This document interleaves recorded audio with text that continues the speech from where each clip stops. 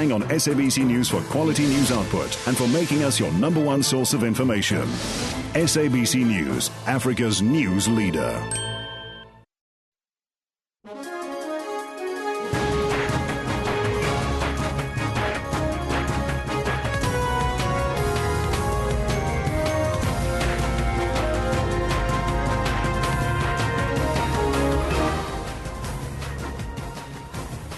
This is Newsroom. Hello and welcome from Johannesburg here in South Africa. My name, of course, Evan Jansen. The show is always live, broadcast from our studios right here in Auckland Park in Johannesburg. Now, of course, 9 to 12 every weekday morning. We're also live on YouTube. You can watch us on the streaming facility there. Today's question, well, it's more your reaction, your views. We have another new finance minister, Pravin Gordhan. He's back after another reshuffle late yesterday. What are your views? What do you say about that today? We'd love to hear what you think. Lots of that on the news, as you can imagine. Elvis is standing by with an update. Thank you, Evan. Now let's take a look at all your top stories for this morning.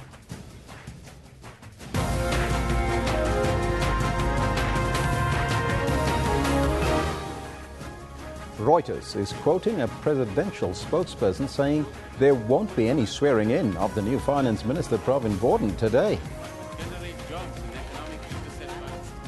President Jacob Zuma has commended South African delegates for their role in securing the new deal to curb climate change. And before we get to the big stories, let's find out from Liesel's uncle what's happening on the sports front. A very good morning to you, Liesel. Thanks very much, Elvis. Coming up in your sports news this morning.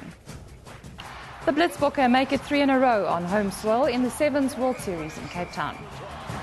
South Africa, 5 tries. New Zealand beat Sri Lanka by 122 runs in the first test in Dunedin. And Barcelona arrive in Japan for the start of the FIFA Club World Cup. I'll have more on these and other stories just after 10. Thank you, Liesel. Right now, your top story this morning. The Rand has strengthened nearly 5% in Asian trade after President Jacob Zuma named Pravin Gordhan as the finance minister. The Rand weakened to fresh all-time lows last week when Nhlanhla Nene was replaced by David van Rooyen as the finance minister. This morning, the Rand was trading at 15 Rand 27 to the US dollar, at 23 Rand 19 to the British pound, and 16 Rand 73 to the euro. Gordhan previously served as the finance minister from 2009 until last year. Now, the year before, Nene has been redeployed to the BRICS Development Bank. The reshuffle comes just 3 days after President Zuma redeployed Nhlanhla Nene to the BRICS Bank, unveiling David van Rooyen as the new finance minister. But 3 days after being sworn in, Van Rooyen is now being redeployed to cooperative governance and traditional affairs. His appointment saw the rand take a beating, plunging to its lowest level in years. The appointment of Van Rooyen also sparked criticism from the market and various quarters across the country. President Zuma was due to deliver a keynote address at the NAFCOC Gala dinner. The presidency released a statement announcing Gordhan's appointment. NAFCOC has welcomed the move. We always support the president. I think in the main, he must have listened to the markets because the markets were not favoring the new appointment. And also the fact that poor people were being agitated to think that even pensioners might not get paid. So we believe that a lot of capital was lost by South Africa, and therefore it was a correct thing that the president was able to reconsider the position and bring on board someone with experience. Meanwhile, Gordhan's record in the public service speaks for itself. During his tenure at Revenue Services, the country's collection systems saw a marked improvement. It's not the first time that Gordhan has been at Treasury. He served as finance minister between 2009 and 2014. Janji Chauke, SABC News. The SABC's Chief Operating Officer, Hlaudi Motsoeneng, will be back at work after an internal inquiry cleared him of all charges. They included gross dishonesty relating to his matric certificate, with gross misconduct and abuse of his position relating to the unfair dismissal of 6 senior staff members. Botswana has questions over the public protector's findings against him. Judge Davis set aside my appointment. I know that the SABC has appealed. I know that the Department of Communication through the Minister, they are also appealing. I'm also appealing, which means that setting aside of my appointment is not going to be implemented until my appeal. So I'm still the CEO of the SABC, and actually the SABC has confirmed publicly to say I'm still their COO. The grandson of former President Nelson Mandela is expected to appear in the Johannesburg Magistrates Court today for allegedly raping a teenager. The 24-year-old Mbuso Mandela was granted 7,000 rand bail in August after spending over a week in jail. He allegedly raped a teenager on August the 7th at a restaurant in Greenside, Johannesburg. In her affidavit, the victim claims that the accused had forcefully kissed her, put his hands in her pants and raped her. Mbuso Mandela disputes this in his affidavit. He claims that the intercourse was consensual and that he had no idea she was underage. He further claims that the pub where they met does not allow entry to people under the age of 21. Mbuso Mandela alleges the girl was also drinking and smoking, adding to the perception that she was older. Now, President Jacob Zuma has commended South African delegates for their role in securing the new deal to curb climate change at COP21. But we'll come back to that story in a short while. It's now over to Eben Janssen for more in-depth interviews and reviews. Yeah, thank you very much, Elvis. Very good morning to all of you at home as well. Now, the land question, in South Africa remains one of the most sensitive and emotional topics. The majority of black South Africans are still landless as the government's land redistribution program is moving at a slow pace. Now, to talk a little bit wider on this topic, in our Durban studio this morning, we are joined by Reverend Mavuzo. Very good morning to you, Reverend. Thank you for joining us. Thank you very much for giving me this opportunity. A very good morning. Reverend, in your specific role as a representative of the rural communities around KwaZulu-Natal, just paint us a picture about evictions that is still continues to happen there, and then who are the perpetrators of these convictions and your overall thoughts. Yeah, evictions are still rife at KwaZulu-Natal, even though we are 20 years in this democracy. Evictions are happening in farms, perpetrated by the commercial farmers. And evictions are also rife in KwaZulu-Natal, perpetrated by the government with the so-called development. We call it tsunami development, development that when it comes, we have to run away. Those are development like mining companies taking land from communities who are living in rural areas, big business, like building malls. People have to be evicted, but the government and business people are saying that they are developing them. Those developments are still rife at KwaZulu-Natal, so we are faced up with those challenges, and we are trying to stop them and fight them. Tell us what happens to the people once they get evicted. Are there alternative arrangements made for them? Yeah, when you hear those arrangements, they say relocation as if it is a nice term. You know, in KwaZulu-Natal, we live on agriculture, and we are also farming cattle or livestock. And when they take the land from you, they will give you an alternative land sometimes. We have a lot of houses in our homestead. They will build you a 4-room, and there will be no space for you to practice agriculture. And that is not very good for people who are living in rural areas, because this is our economy. And if they are doing so, if they are evicting you and giving you what they call relocation, they are just taking away economy for you if you are living in rural areas. I want to ask you about land claims in the province, specifically the King's claim for the entire province of KwaZulu-Natal to be handed back to the Zulu monarchy and parts of the Free State and Mpumalanga. How do you view that, and how do you think that process should move forward?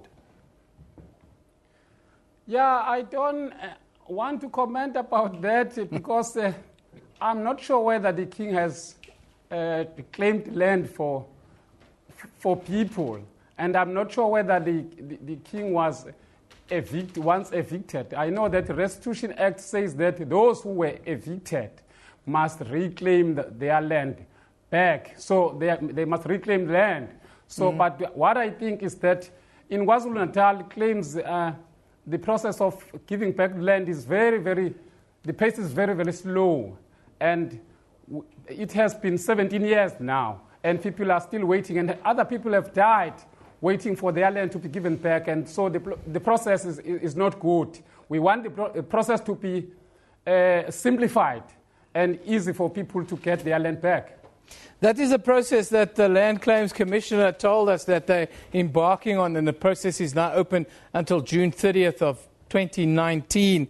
Are you going to put more claims forward before this closing date? And tell us about some of the claims that you have been struggling with in KwaZulu-Natal. Yeah, the government is talking about new claims now. They have not resolved the old claims. We are still concerned about the old claims, and they were waiting. It is now 17 years since people claimed land and they didn't get it. They are still waiting for the land to get back to them. So let me take an example. At Khoisan, the people there have claimed land. It is now 17 years, and most of the people who claimed land have died. And Wamapumulo, people have claimed land, and now it's 17 years, and some people have died, and we are waiting for them. We want to work this land. We live on land. Everything, we depend on land. So we want our land back. So the process, we are still now saying to the government that it must fast track this process of giving back people's land. Yeah, that process is now being put in place by the government. What are some of the other challenges that rural people in KwaZulu-Natal are faced with regards to land? Yeah, KwaZulu-Natal now, now there is a big drought now. People in KwaZulu-Natal are now having no water. But if you can go there, you will see that commercial farmers do have water, and they are wasting land. And poor people are told that they must save land, they must save water. And now they don't have water, but commercial farmers do. So rich people do have access to resources and to water, and poor people don't have water at all. And there is no employment, and people live on land, and their livestock is dying, and they can't produce. So those are the challenges that we are faced with in KwaZulu-Natal and in rural areas. Reverend Mavuzo Mbekiseni, thank you very much for joining us. That's the Organising Secretary of the Rural Network here in South Africa, painting a bleak picture of the slow progress of land reform here in South Africa, and also the desperate situation that people are facing in these rural areas, not just in KwaZulu-Natal, but also in the rest of South Africa, where severe drought has really set back the farming process in recent times. Now, obviously standing by to give us a view into the legal aspects, the very difficult legal aspects, one has to say, about this process. And that is correct, Eben. It's a very difficult process. And land distribution, that's our theme for this morning. Many communities who are claiming their land back are faced with various legal battles. That is even before they could get their land back. Now, the Legal Resources Centre's land lawyers work in far-flung areas, that's rural areas, on matters that lawyers in private practice generally do not engage with, and for which the state or other funding is inaccessible. Now, the LRC has consistently prioritized work in these areas and has thus acquired extensive experience and acknowledged track record of skill and expertise in this field and widespread trust amongst the poorest and most marginalized communities in South Africa. Now, for more on the story in our studios, we are joined by Situtukile Mkhize, the Land and Housing Matters Attorney from Legal Resources Centre. Very good morning to you and welcome, Situtukile. Morning to you, Alvis. Thank you for having me. Now, Ms. Mkhize, let's start off with your centre, the Legal Resource Centre. When did you start working with land claims in the country? Well, the Legal Resources Centre is a non-profit law centre which was established back in 1979. And since then, we have been working on the land matters, amongst other things that we are, or other issues that we engage in respect of assisting vulnerable, marginalized community to accessing justice. So I guess you could say that the struggle back then in 1979 was somewhat different to what it is now because, of course, of the oppressive apartheid laws that were in process at that time.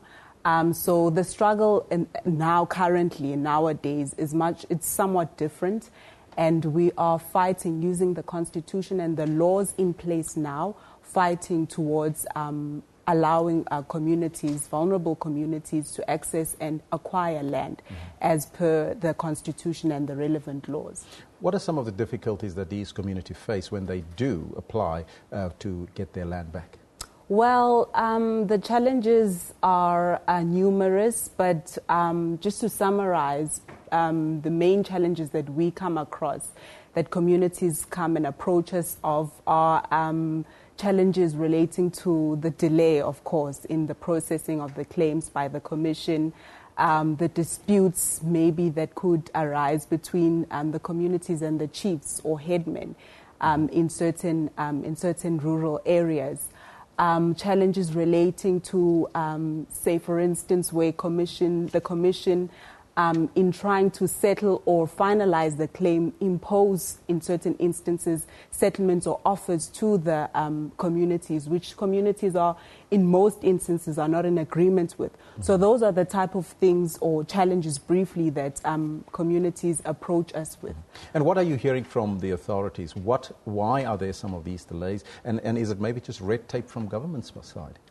When you say the authorities, are you referring to the Commission itself? Not just the Commission, but what the Land Commission and government, what are they saying? Why are there such delays in these land claims being processed? Well, the delays, there'll never be a straight answer from them, of course.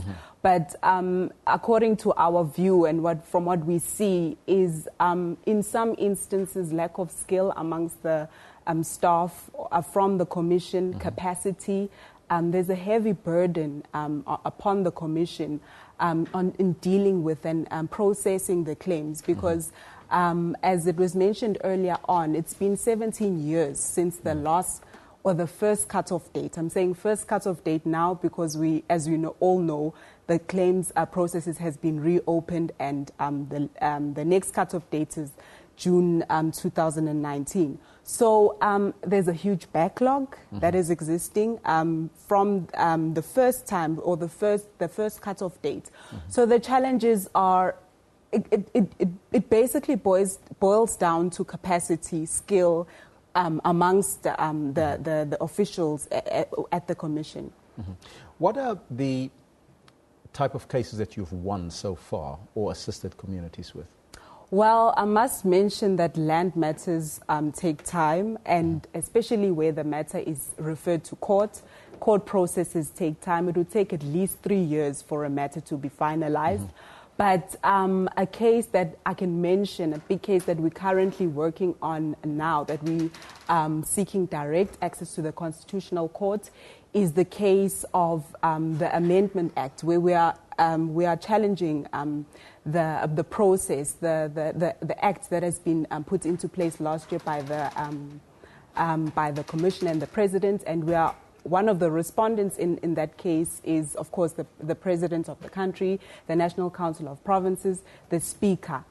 We are challenging the process and of course the issue of reopening of the claims because of the challenge that I spoke about earlier on, the existing backlog.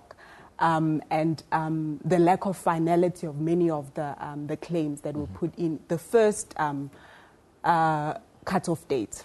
Now, the land restitution is moving at a very, very slow pace. But is there statistics available in terms of how many claims are being lodged and how many cases are still outstanding? Well, I won't be too accurate on the statistics.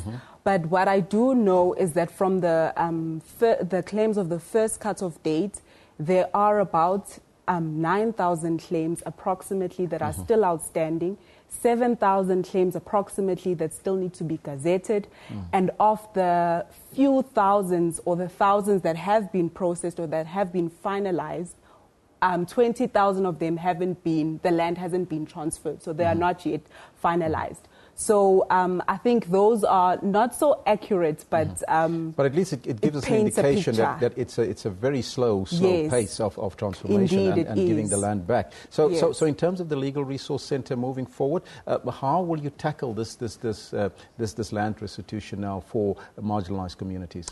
For us, we, as I mentioned, the Constitutional Court case is currently at pleading stage now and will be heard by the Constitutional Court next year. So I don't want to say much about that case, but what we're hoping from that case is that there will be a correction in the legislation, the Amendment Act. We are welcoming the reopening of the claims, but cautiously, bearing in mind what has happened in the past.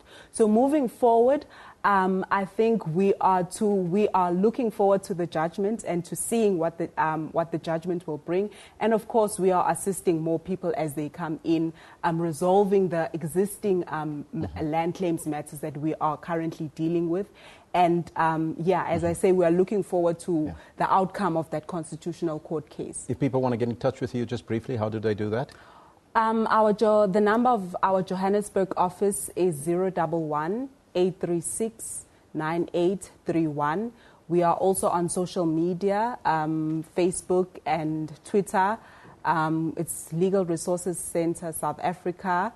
And on Twitter, it's LRC, I think, _ South Africa. But they can just Google it as well. They can Google it, of course. Legal Resource Centre. Thank you so much for your time and coming through here in studio. Thank you for having me. That was Tutukile Mkhize, an attorney from the Legal Resource Centre. But right now, let's go over to Eben Janssen with more. Yeah, just have a look quickly what's happening in the world. Social media, of course, at the forefront of everyone's life these days. President Jacob Zuma has reappointed Pravin Gordhan as the finance minister. David van Ryn has taken over the cooperative governance and traditional affairs portfolio, replacing Minister Gordhan there. There's the question. That's our question of the day. We'd love you to interact with us around this question. What are you saying on social media? Well, there have been lots of tweets floating about. Dena talks about the rand recovered by almost 80 cents to the US dollar after Pravin Gordhan's reappointment. Then Tebogo says the psychology of familiarity has put back Pravin Gordhan in office. Zak says, what a time to be alive in South Africa, folks. Good morning. Hashtag Pravin Gordhan. Those are some of the tweets coming in. As you can say, some people are, quite excited about the minister's return. Our picture of the day is a thank you to the Blitzbokke for keeping us believing in the greatness of our country. Well done and congratulations. Now let's take a look at the front pages from around the globe. We start with the International New York Times. It took almost 2 weeks for negotiators from 195 countries to finally pass the landmark climate accord this weekend after several all-nighters and long, passionate debates. Then the Times in Europe reports that the company that owns the Queen's jeweler has not paid any corporation tax over the past 5 years on profits of more than £66 million. Then in Israel, the Jerusalem Post says the Israel Air Force attacked 2 Hamas-owned infrastructure sites last night in retaliation to a Gazan rocket attack on southern Israel a few hours earlier. Let's take a look now at what is happening around the country here in South Africa. We start in Johannesburg, where the grandson of former President Nelson Mandela is expected to appear in the Johannesburg's Magistrates Court for the alleged rape of a teenager. The 24-year-old was granted 7,000 rand bail in August. He allegedly raped the teenager at a restaurant at Greenside. However, he claims that it was consensual.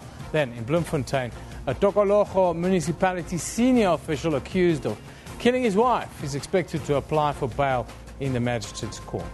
The 33-year-old Tato Mabopole allegedly killed his wife and set her body alight at a dumping site. Those are some of the stories in the news here around South Africa today. Time for us to take a break. You're watching Newsroom on SABC News.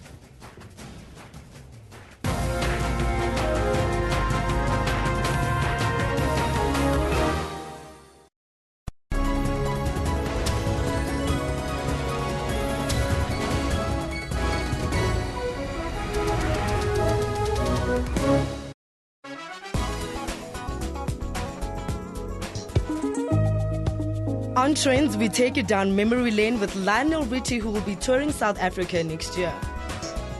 Just saying. We pick up the best of movies to lead you to a joyous weekend full of action. South African Fashion Week was back with a bang, showing off new designs for 2016. Mikasa's Home Sweet Home album will keep you dancing this festive season. For more entertainment news, join your host Refulo Mula every Friday at 9 p.m. Technology isn't all scary. There's also fun stuff like gaming. Lots of women do play games, whether it's on their phones or their tablets. Then there are Africans who are using new tools to make other people's lives much easier. We typed the whole CV on a small, QWERTY Nokia phone. For all these and other technology and social media news, join me, Spumelele Zondi, every Sunday at 7:30 p.m. Central African Time on SABC News.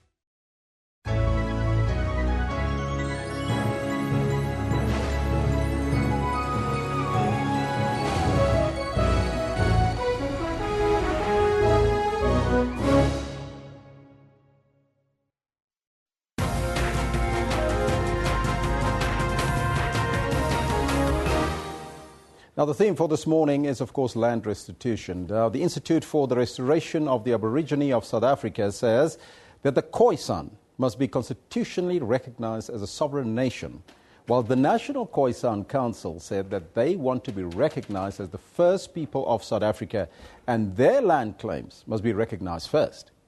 But there are eyebrows raised and questions being asked as to who are the first South Africans. According to a social media commentator, academic study shows that the Khoisan migrated into South Africa around 20,000 years ago via Botswana and were not the first inhabitants of South Africa. Now, to discuss this contentious issue, we're joined via Skype by Maynard Manyoa, the author and social media commentator who wrote the article, "But the Khoisan are not even the first South Africans." A very good morning to you, Maynard, and welcome. Good morning. Thank you very much.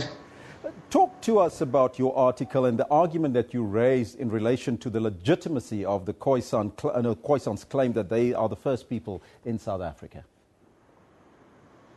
Okay. All right. To basically put it into simpler terms, when I first saw the claim that the Khoisan were the first people, I generally took a look at how we define people with regards to terminology. Now, literally, when you're talking about people, you're talking about humans, and humans are defined specifically as any species which is a member of the genus Homo. Now, within the genus Homo, you've got several species. You've got Homo habilis, Homo erectus, you've got archaic humans, and you've got modern humans. All right. Now, when you look at it from that perspective, the earliest fossils, right, of Homo habilis and Homo hautenginus are found in South Africa. So by definition, those would be the first people in South Africa because they are the first recognized humans to have lived in South Africa. And those would have been about 2.25 million years. If you decide to take it even a step further, and you look at even the Homo sapien, who would have been the more archaic humans, and they lived literally between about 300,000 to about 1.2 million years ago, and we still find their fossil remains in South Africa as well. Even with the human species, that the only one that is alive right now, which would be the Homo sapiens sapiens, to which we belong. So by terminology and by definition, the Khoisan wouldn't be the first people of South Africa. And it even gets more interesting, if you look at the more recent discoveries, the most recent discoveries of skulls, which were Homo sapiens sapien, for example. These people were very distinct from the Khoisan, and their skull actually it resembled people from Europe, Asia from around 90 to about 120,000 years ago. So the claim that the Khoisan would be the first people of South Africa would therefore be going against the scientific evidence and the historical accounts that we have right now. So are you suggesting then that the Khoisan is not Homo sapiens sapiens? No. The Khoisan are obviously Homo sapiens sapien. But what I'm saying is they are not the first people to begin with, and they're also not the first people they're also not the first people of South Africa. Like as I've said, we've got several versions of species of humans who've lived before the Khoisan have lived in the area that we're now calling South Africa today. So according to your research, who would then be the first people in South Africa that could claim the land as it stands right now? I wouldn't say according to my research, because I'm not an anthropologist, but anthropologists and scientists reading through, their findings, and these are reliable scientists and reliable anthropologists. This is the same evidence that we use when we want to decide who is the father of a child and who is not the father of a child. And according to them and their research, every single person in the earth has a bit of Khoisan in them, and every single person in the earth can lay claim to say, my home is South Africa, because to begin with, humanity does start in South Africa. Modern humans, as we know them, the Homo sapiens sapiens, only migrate out of South Africa some 70,000 years ago. And it's only about until 10,000 years ago that you begin to see differences in race. So basically, everybody who is returning and everybody who is in and around South Africa are basically descendants of the most common recent ancestor. Now, as you are aware, the Khoisan societies that once existed were racially transformed by the impact of colonialism that we've seen in this country, capitalism, as well as Christianity between the 17th and 19th centuries for that matter. And new people actually became then a part and parcel of this country. Is this the argument that you want to put forth, or do you want to legitimize other racial groups to claim the ownership of the land in South Africa? What I'm actually trying to put forward is I think we should stop drawing lines in the sand to say this is the first South Africans. When did the first South Africans start? Who are first-tier South Africans? Who are second-tier South Africans? Because you have, for example, the Bantu people coming in and saying, but the Xhosa people, the Khoisan people can't claim to be the first South Africans because they never had any traditional African cities. They were nomadic people. They were hunter-gatherers moving from place to place. And the Bantu are the first people to build African cities, And so as long as you keep going back in history, you keep finding segments of people who will come and will say, we are the first people or we are the first tribes. I'm saying this it would be totally ahistorical. It goes against history, and it would go against science. And the argument that I would put forward is, look, humanity starts in South Africa to begin with, and humans are very, very modern. You're talking about a species that's only been alive for like 200,000 years in a genus that's been alive for almost 3 million years. So basically, every single person does come from Africa, and whoever is coming back now is only returning home. Mr. Mayowa, thank you so much for your time. It's a very interesting topic that you raise, and we're going to take this discussion even further with Eben Janssen, who will be speaking to a historian about the claims made by Mr. Mayowa. Over to you, Eben. That's right. We speak to a historian shortly, but let's just go back to last week, because last week I spoke to the Chief Land Claims Commissioner here in South Africa. It's estimated that 3.5 million South Africans were forcibly removed from their land as a result of the Native Land Act of 1913, which effectively reserved 80% of the land in the country for the white minority. First land claims were opened between 1994 and 1998. The government recently relaunched another open window for land claims, which will close in June of 2019. Now, Chief Land Claims Commissioner Nomfundo Nhloko Gobodo had this to say on the entire process, including the Khoisan, last week. The Khoisan have not been excluded from the restitution process. So any member of the community who was dispossessed after 1913 is receiving restitution, anyone who's lodged a claim. So we've got claims from the Khoisan that are post-1913 that are being processed or have already been processed. For example, the Rechtersveld matter. But over and above that, in 2013, the president actually said that we should look at exceptions. And these exceptions talk to the descendants of the Khoisan, to heritage sites and historic landmarks. Yeah. And that is going to be a dispensation that is separate from the restitution process, because it's about land redistribution. So we're going to do research specifically to cater for those exceptions for the people who were dispossessed before 1913, specifically the Khoisan, identifying historic landmarks. For example, you'll have sites where kings fell or where there were wars of dispossession and the likes that should be marked as part of us redressing or really acknowledging the heritage of the people of the country. Well, those were the views of the Chief Land Claims Commissioner here in South Africa, Nomfundo Nhloko Gobodo. I spoke to her last week. Now, shortly, I'll speak to a historian about Khoisan, where the Khoisan really come from. We just had a commentator that talks about them as a nomadic tribe. Well, we'll find out what that means. Of course, very much on everyone's mind still today is the climate deal. This deal, an attempt to limit the rise of global temperatures to less than 2 degrees Celsius, has been agreed at the Climate Change Summit in Paris. This after 2 weeks of tough and intense negotiations. The world sighed, there was a sigh of relief after the conference that, went into an extra day as negotiations were tough around finding a framework in dealing with climate change. Here are some of the comments. Devco talks about a climate deal 6 fateful years in the making. Yeah, it feels like 21 fateful years in the making. Then Devanshi says, well played USA, well played. Yes, the Americans are finally on board.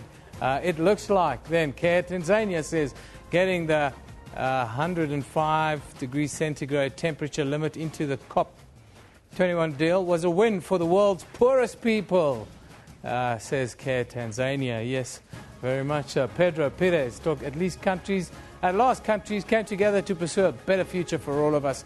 This agreement is a victory of and for humanity, and hopefully our children will not be pointing a finger at this generation. Now, let's take a look at what's happening on Newsroom's Facebook page this morning. Of course, President Jacob Zuma has reappointed Pravin Gordhan as Finance Minister. David van Rooyen has taken over the portfolio as Cooperative Governance and Traditional Affairs Minister just days after his appointment as Finance Minister. We also see the Inkatha Freedom Party leader Mangosuthu Buthelezi has described former KwaZulu-Natal Premier Lionel Mchali, who passed away at the Westfield Hospital in Durban after a long illness, as a man of integrity. Then Burundi plans to slash public spending by 16% next year and expects foreign aid to almost halve as relations with donors have soured during recent political turmoil, according to a draft 2016 budget passed by the cabinet there. Time for us now to take a break. You're watching Newsroom. When we come back, we'll talk to a Khoisan historian. Should be interesting what views he has.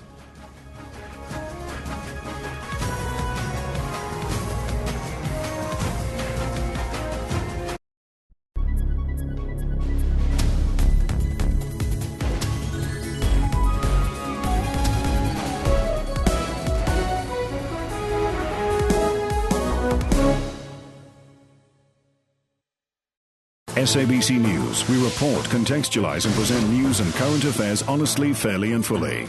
We consider it a duty to provide consistent, relevant, useful and top quality information and analysis. Our mission is to provide credible, accurate and interesting news programming, bringing news into everyone's homes in everyone's languages.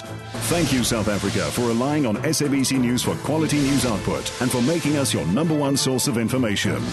SABC News, Africa's news leader.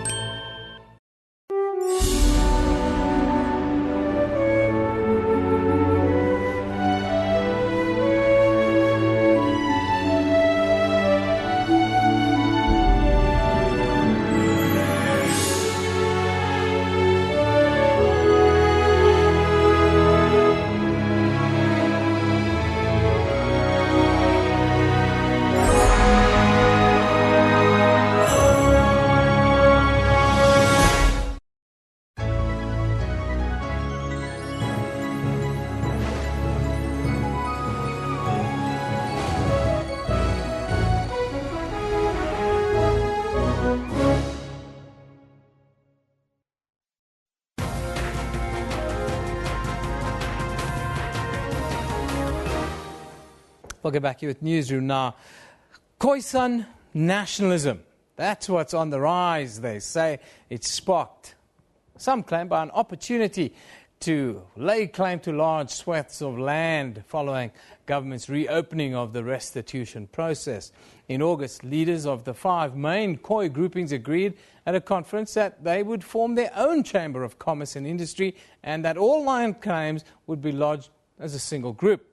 Representatives of the Khoi and the San demanded that they want to be recognized as the first people of South Africa and they want their land claims to be recognized first. But there are dissenting voices claiming that the Khoisan migrated into South Africa around 20,000 years ago and that they're not the first people in the country, as we heard from our previous speaker here on Newsroom. Now, to shed some historical light on the subject, we are joined by historian Brian Ebden via Skype from Lagos in Nigeria.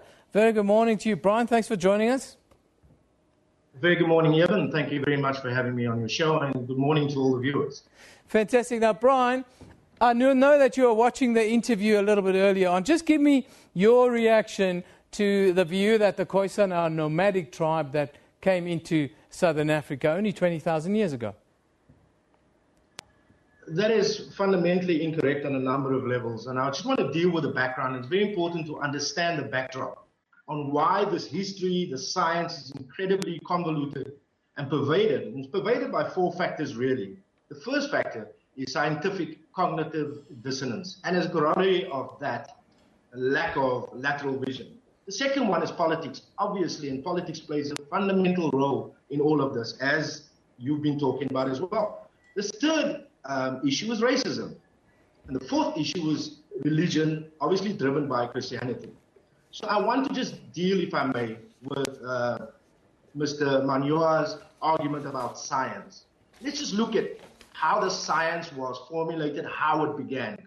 This began the whole issue of finding the most ancient Homo sapiens sapiens 200,000 years ago in Ethiopia, quote unquote.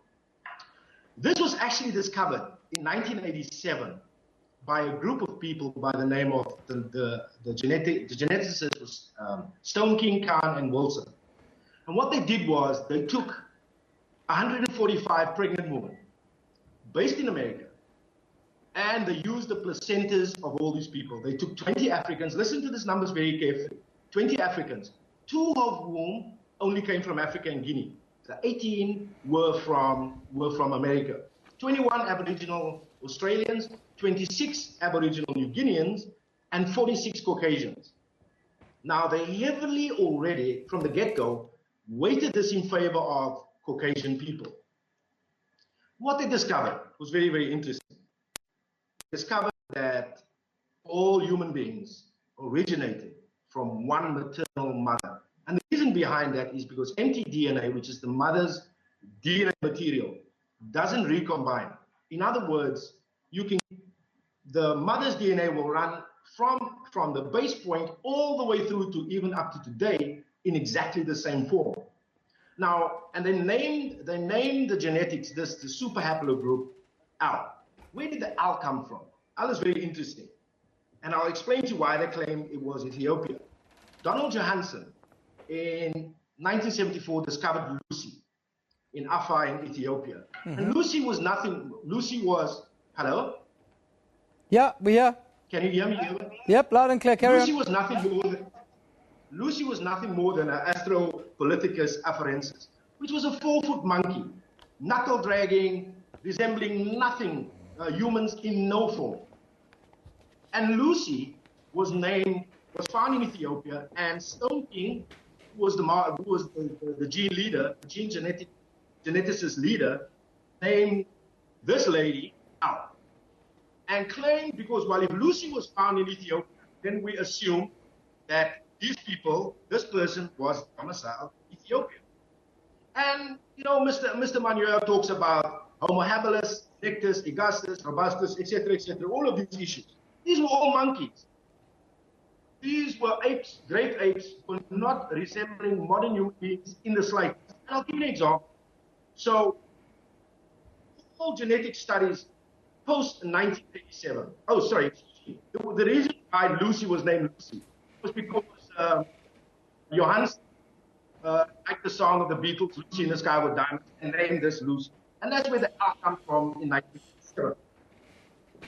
They discovered that 7 daughters, Al0, Al1 to 6. Very interesting fact that stems from all been retrospective, interactive, scientific. First of all, the mission of the Ethiopian, the Kenyan government, Tanzanian government has spent millions of dollars asking any paleontologists, any scientists to come and look for this person. Oldest human being they found is 4,500 years ago. However, let's come back to South Africa. South Africa, and there's been ongoing expeditions for many, many years. Classies Cave, there's Blombos, Pinnacle Point. Point in Mossel Bay has been very, very interesting.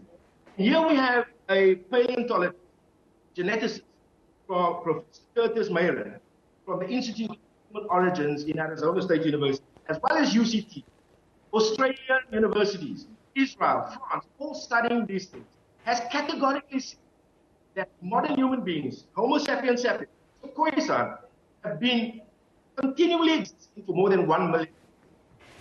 This area, as they discovered, they wore clothing 170,000 years ago, etc., etc. But anyway, we want to come to the point. So you have these groups, these 7 groups of people, genetically speaking. Are you still with me, Evan? Yes, we are. We're suffering a little bit of breakup, but it's better now. Okay, thank you. In any event, so there were 7 of these mitochondrial DNA which has been proven. Al0 had a line called Al0D. All Khoisan people, and this includes so-called colored people, have a massive preponderance of Al0D. In other words, so-called colors, and I've proven this in the past, it's available. 80% of all so-called colored peoples are not even mixed at all. And this is another racist lie and political lie, claiming that colored people were only invented 1652 with the advent of a handful of white people, which is virtually impossible. So we got Al0D. Al1 is where all West African, we're talking about dark-skinned Africans, originate from. Those 2 lines, Al0D, where we come from as so-called colored people and Khoisan people, and Al1, genetically speaking, are the oldest human beings in its purest form. Now, where do we find Al1? It's very interesting. Al1 is very interesting. And here's where the politics and the politics of race play a role. Al1 is Yoruba, which you find in Nigeria, Akan, which you find in Ghana, and then Ga, of course. Ga are pygmies. Yeah. And when you look at these two lines, genetic lines, their origin has never been anywhere other than South Africa. So dark-skinned Africans have their root in South Africa. Brown-skinned Africans have their root in South Africa. Let me just give you 2 quick examples. I know we're running out of time here. Yeah. Let's look at so-called colored people. I'll throw a few names at you and you have pictures in your head. One, you take Benny McCarthy, dark-skinned so-called colored people, colored person. And you take Quentin Fortune, dark-skinned so-called colored person. However, when you look at Mark Williams, who's brown-skinned, same group, same genetics. When you look at, as an example, Sean Bartlett, brown-skinned person. So here you have two groups of people. And it's very interesting, the picture you showed of the Khoisan people jumping around at Parliament. Didn't you see dark-skinned people amongst them? Even if you go today, you will find in every so-called colored family, one is dark-skinned, one is light-skinned.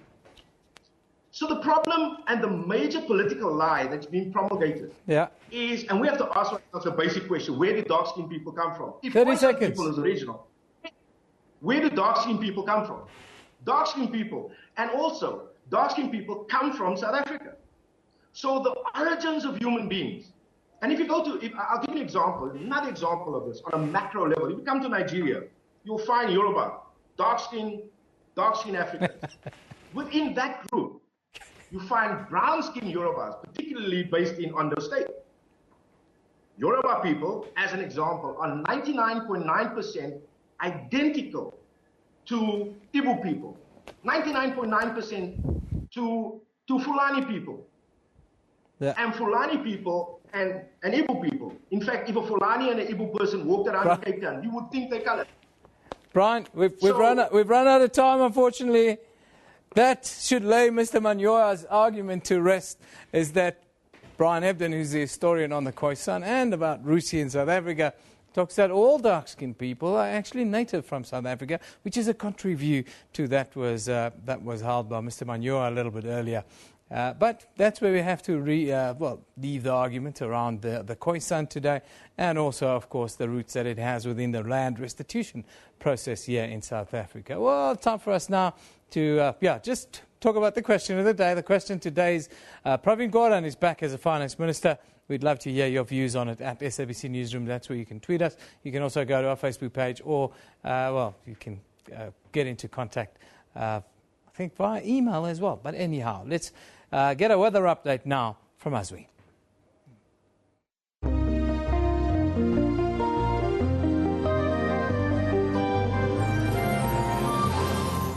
Thanks very much and warm welcome. Let's take a look at your weather details. Starting off with South Africa. Today we focus 30% chance of showers over most parts, but mostly towards the eastern parts going to the northern parts. 60% chance of those showers sitting over the interior of KwaZulu-Natal, some parts of Mpumalanga and Limpopo. And over Mpumalanga we have a watch of severe thunderstorms over those regions moving to the far northern parts of Gauteng for today. So please do take note of that. You can see something severe again happening over the southern parts of Mozambique, but mostly towards the coastal regions and over the northern interior around Harare over Zimbabwe for today. That is something to note. And tomorrow we're still expecting 30 to 60% chance of showers, but mostly over Zimbabwe and Mozambique. Over South Africa, 30% chance of showers, and along the coastal regions of KwaZulu-Natal. It will be clear over the Cape region for tomorrow, but partly cloudy over the interior going to the northern parts.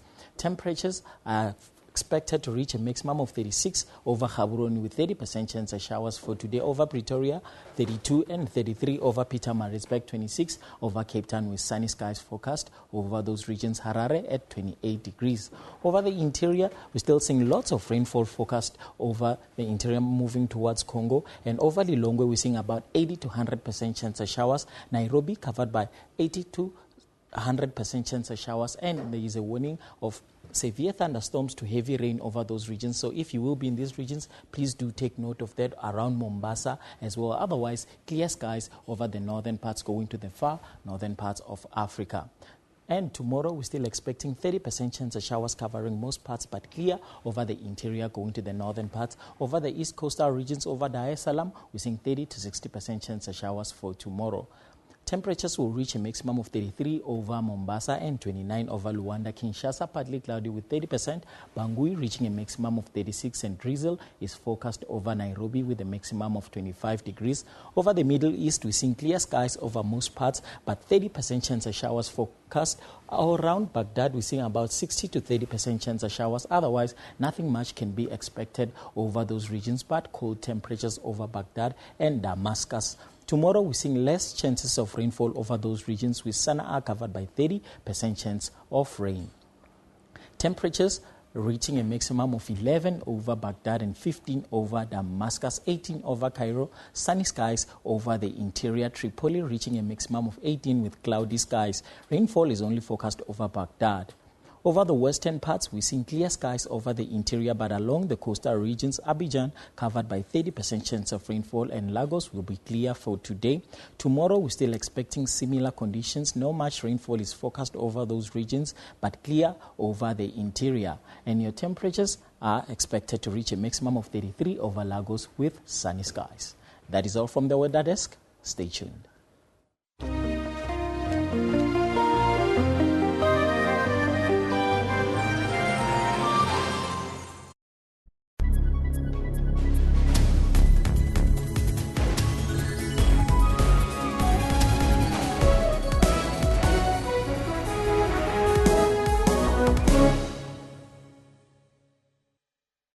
Get all the latest news from the SABC's online news services on our website. Breaking news and in-depth coverage of everything from business, sports to politics and lifestyle. Catch the top news clips and watch live streaming of major news events on the SABC News YouTube channel whenever. Stay connected on the SABC News Facebook page and have your say on news that matters to you. And for the latest headlines and live updates from our reporters, follow us on Twitter. SABC Digital News, anytime, anywhere.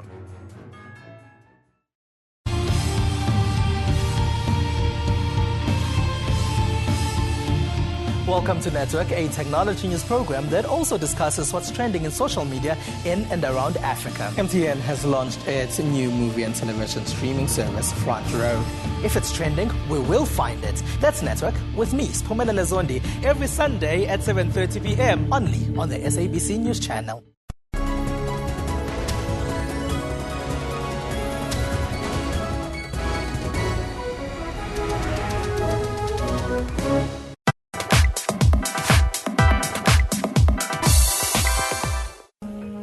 Recent jazz sounds are now an eclectic mix of all types of genres. Young South Africans have adapted the sounds to their own experiences. We caught up with a very talented young jazz musician who's giving the world her interpretation of jazz. What made you go and venture out into jazz? Yeah, I grew up with music then. I grew up with gospel music, I'd say. So venturing into jazz, it was something that I wanted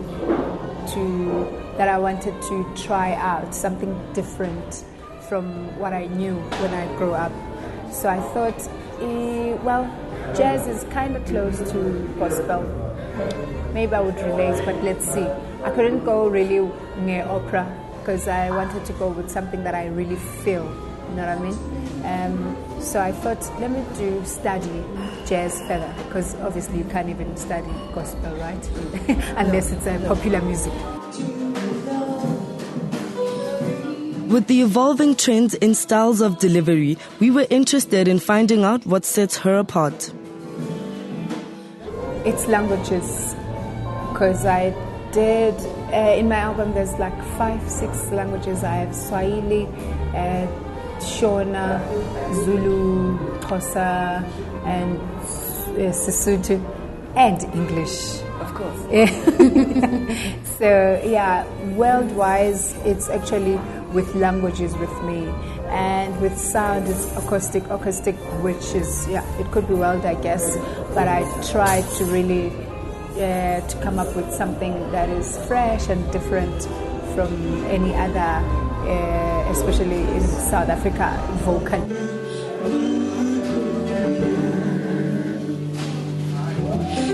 The great thing about this new generation, and I don't think anybody should be worried about the young generation on jazz in South Africa, because you see the quality of the music is being written by South African musicians who just don't go and say, okay, I'm going to play some standards, etc. No, I'm going to be playing my own music, and I'm going to really showcase that very special thing.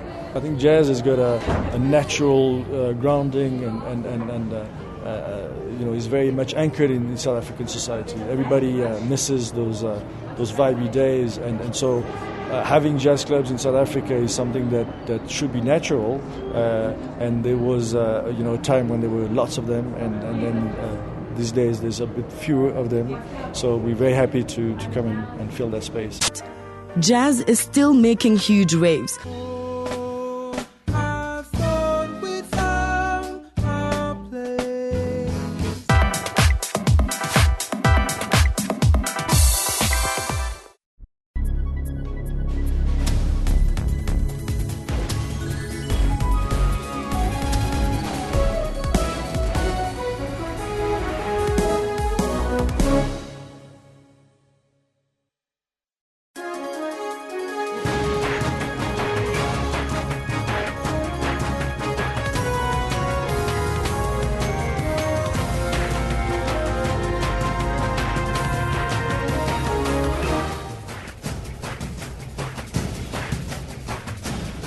It's 10:00 hours Central African time on this Monday, the 14th of December 2015. This is Newsroom, Jumbo Africa, and a very warm welcome to the second hour. I'm Elvis Preston. I'll be with you until 12 o'clock. You have to stay with us as we broadcast live from our Auckland Park studios in Johannesburg, South Africa, to the rest of the African continent. We're also streaming live on YouTube, with the entire show now available on our YouTube channel. But first, let's take a look at your news headlines.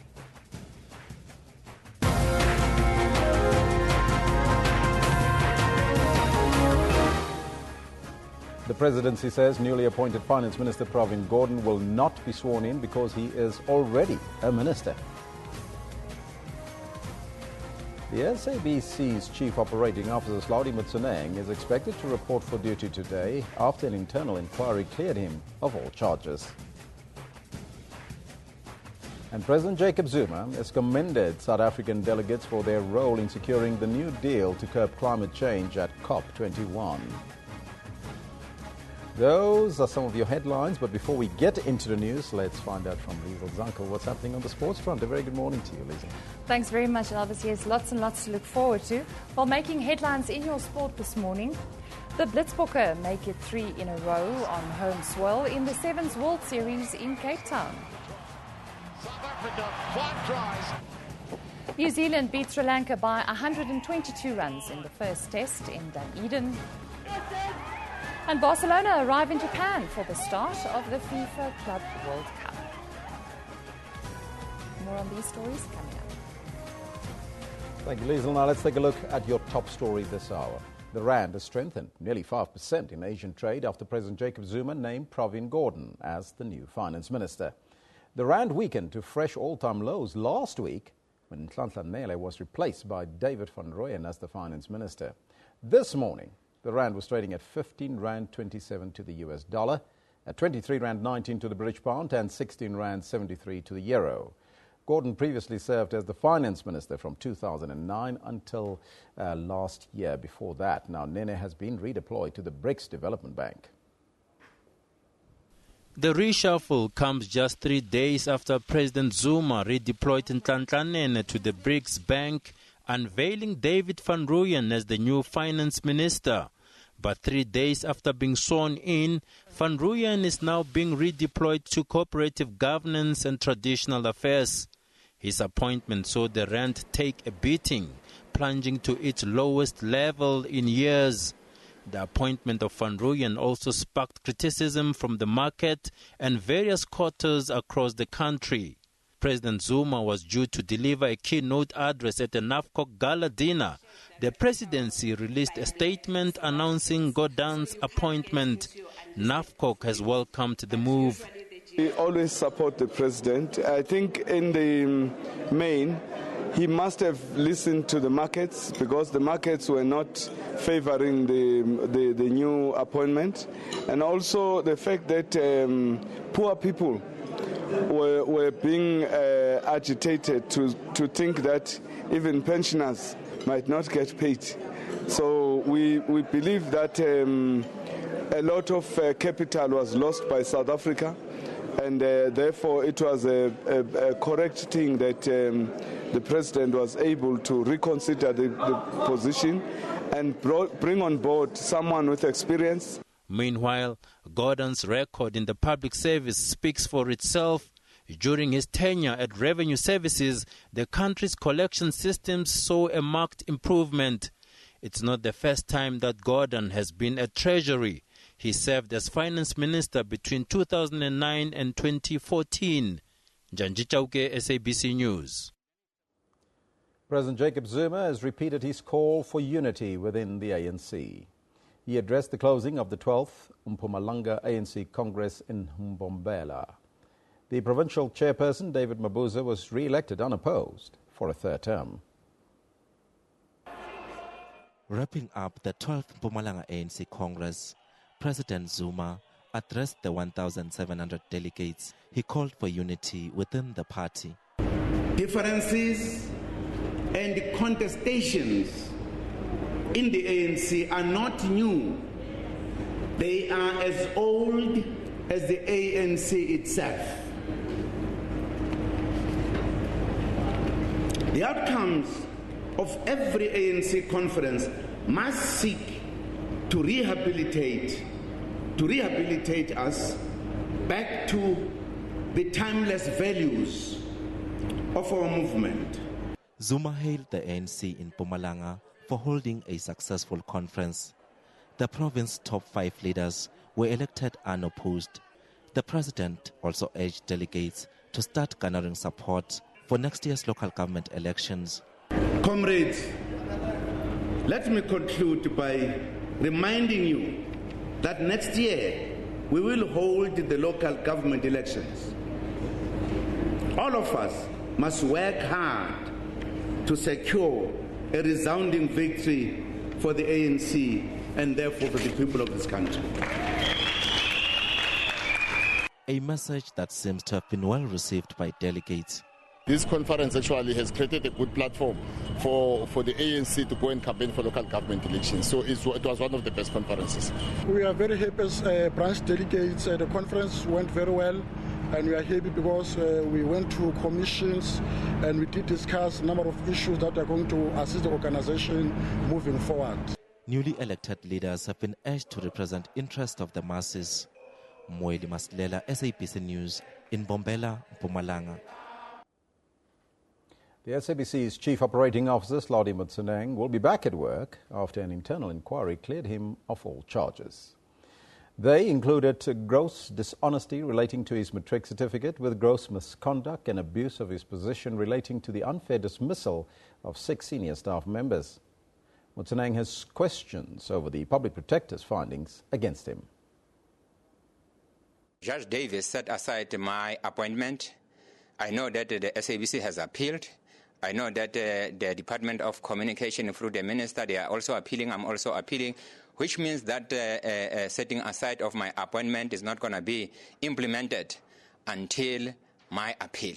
So I'm still the CEO of the SABC, and actually the SABC has confirmed publicly to say I'm still their COO.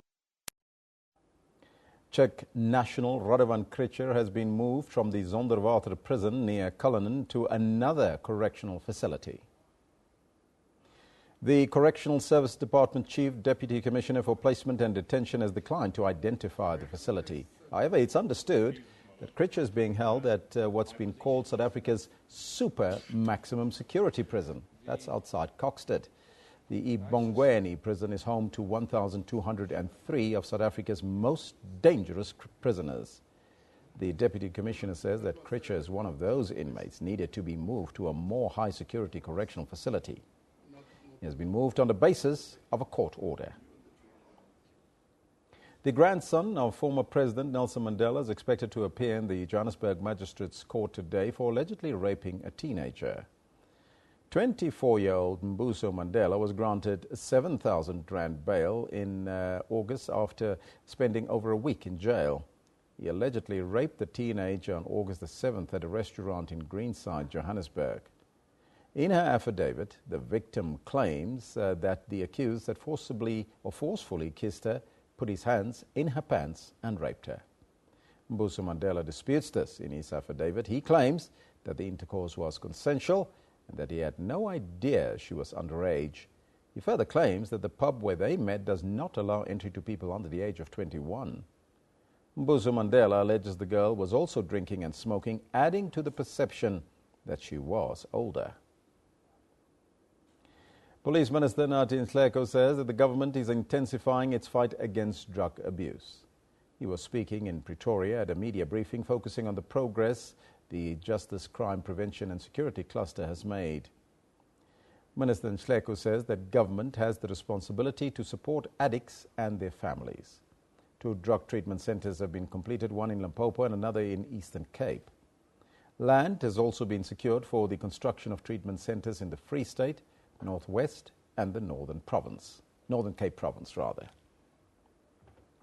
At least 70 road users have died on Gauteng's roads. That's since the beginning of December. From the 1st to the 11th of December, more than 70 road users have already perished on Gauteng roads. The Gauteng Traffic Police say that over 100 motorists and other road users have been arrested for committing road offences.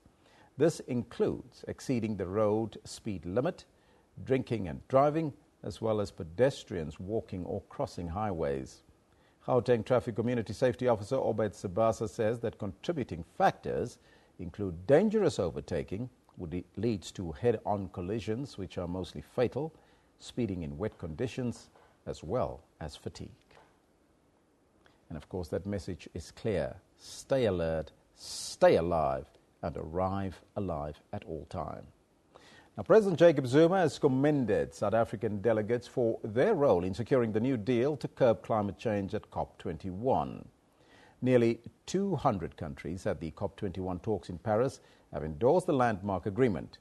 It commits countries to work together at keeping temperatures below 2 degrees Celsius.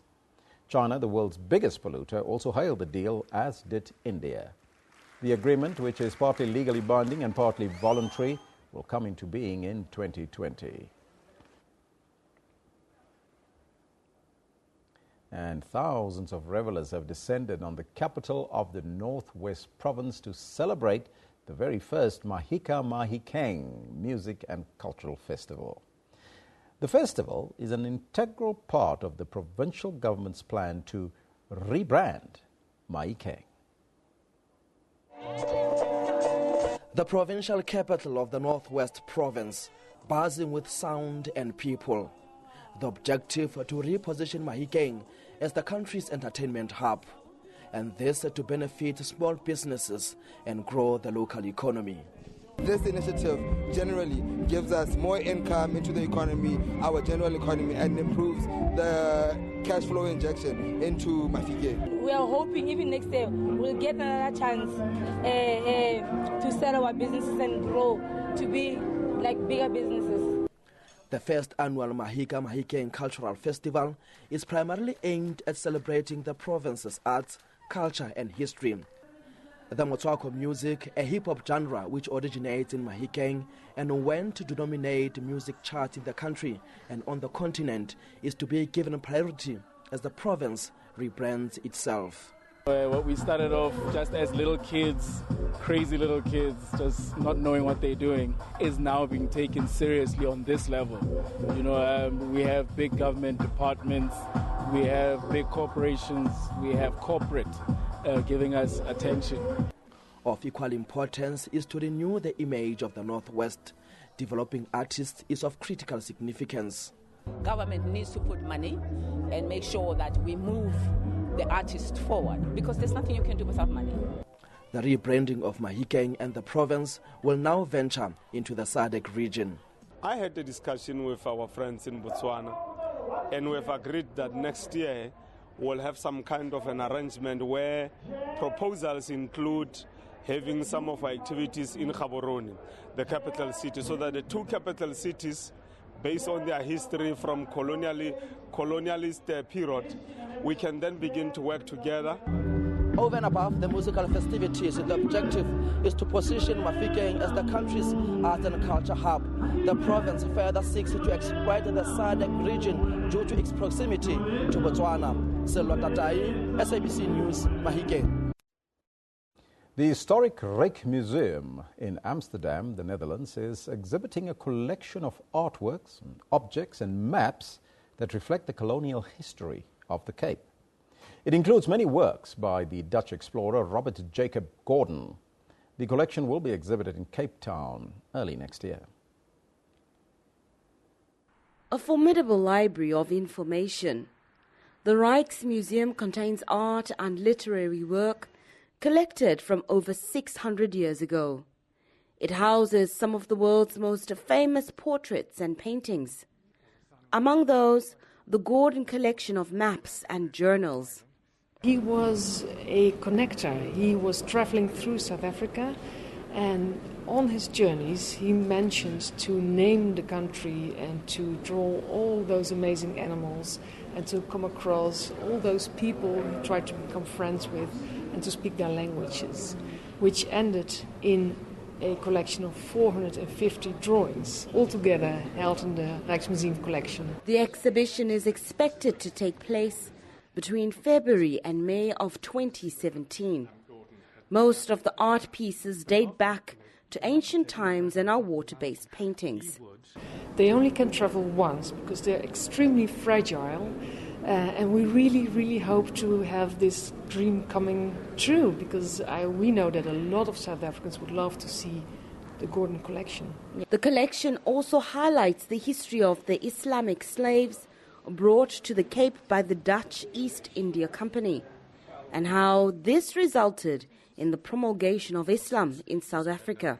I think that they'll be very interested because the Cape Malay community owes its existence in the Cape to the fact that they were brought to the Cape by the Dutch. I think a lot of them might also be descended from the political prisoners that the Dutch sent from Indonesia to the Cape. The Gordon collection tells the story of South Africa's colonial past. The Department of Arts and Culture is looking to repatriate works of art that have been kept abroad over the years. This as part of their drive to ensure that the journals and the artifacts more accurately reflect the history of our country. Nozintombi Mia, SABC News in the Netherlands. Now here's a very interesting story. More than 10 Saudi women have won seats on local municipal councils.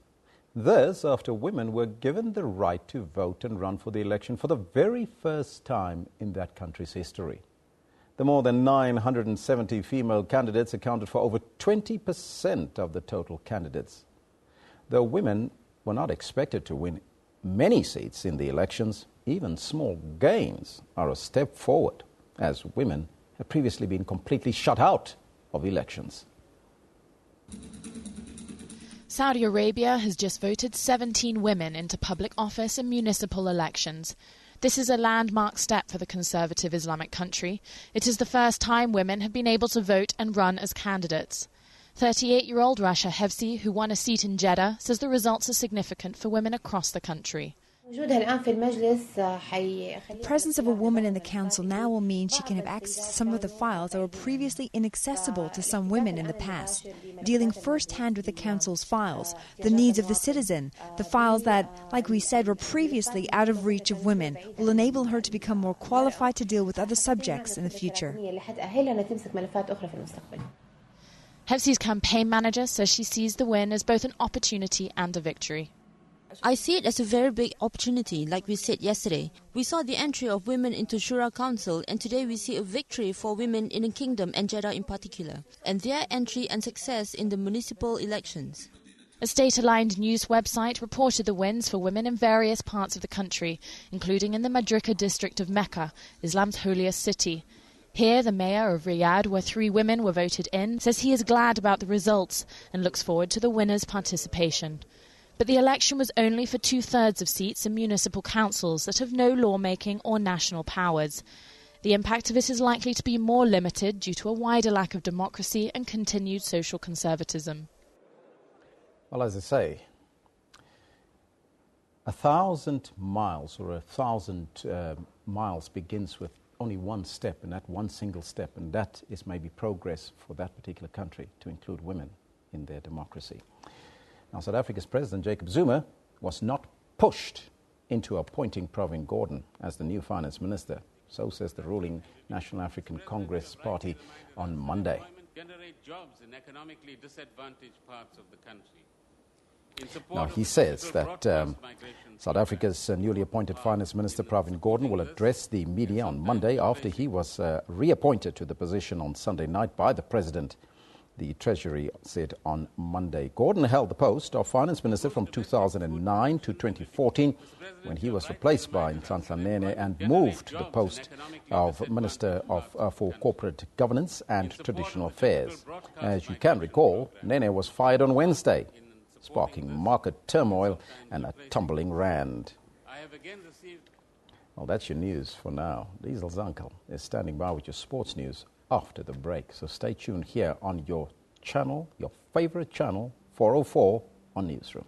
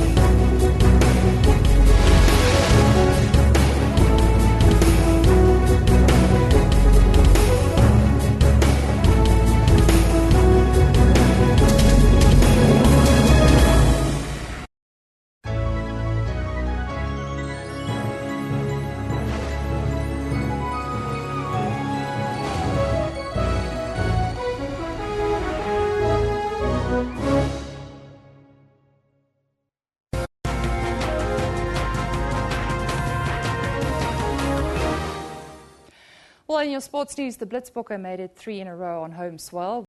Cape Town 7 series at the weekend. South Africa beat Argentina by 29 points to 14. They now sit level alongside Fiji at the top of the log after 2 rounds. Let's take a look at some of the highlights. Which direction do they go? The Argentines decide to wait in one line. Well, maybe that's the undoing, because here comes Speckman. Brilliant running by the right winger. Training ground move that worked to perfection. Geduld, the little grubber kick through. The chase from Sinatla. Here he comes. Jet Shoes himself. Great bounce, great try. Colby, the little flick, and quickly out it comes to Geduld. He hasn't been shy to use little grubber kicks every now and then. Now Sinatla flying for the corner. What pace this guy's got.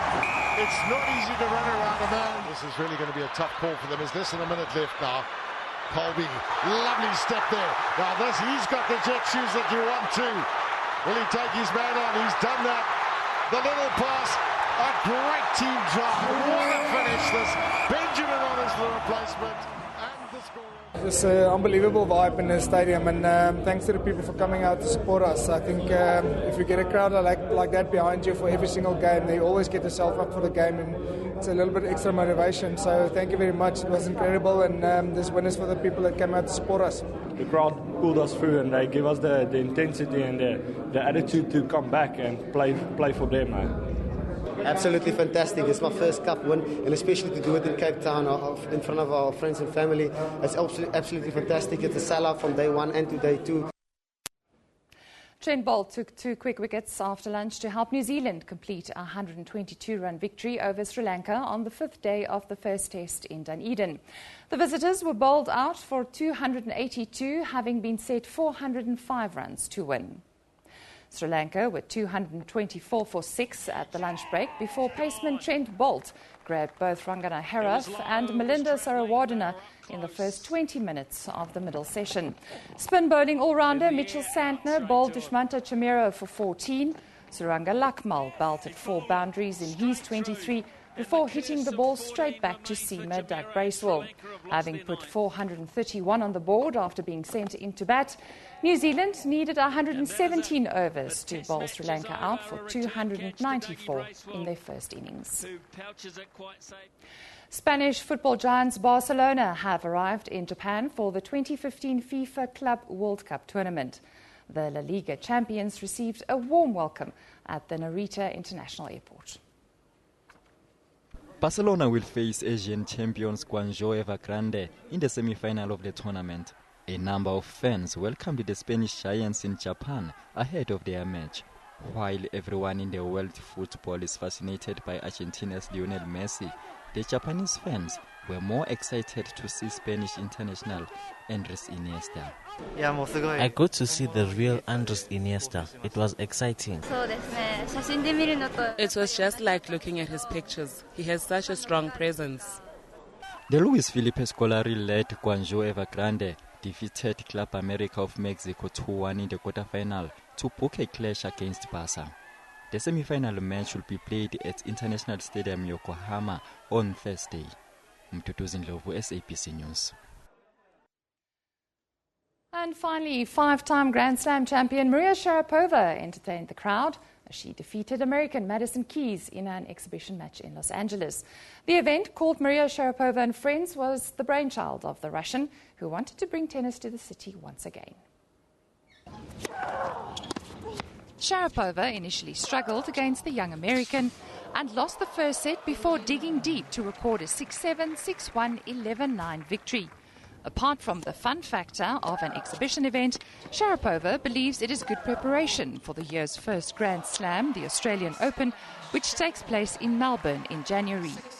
As players are getting ready for the long season, the Australian Open, it's usually a good time to come out and play a few practice matches, so you have that level of power and physicality that the sport brings, but also the entertainment aspect that sometimes we feel is a bit missing with our sport because the fans have to be a bit proper and quiet, and so we have a live DJ and great giveaways and great entertainers as well.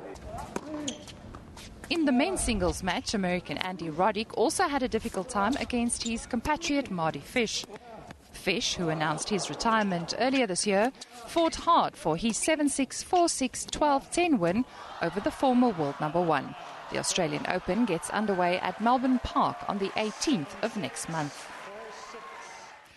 Eben will join us after this short break with your African News update.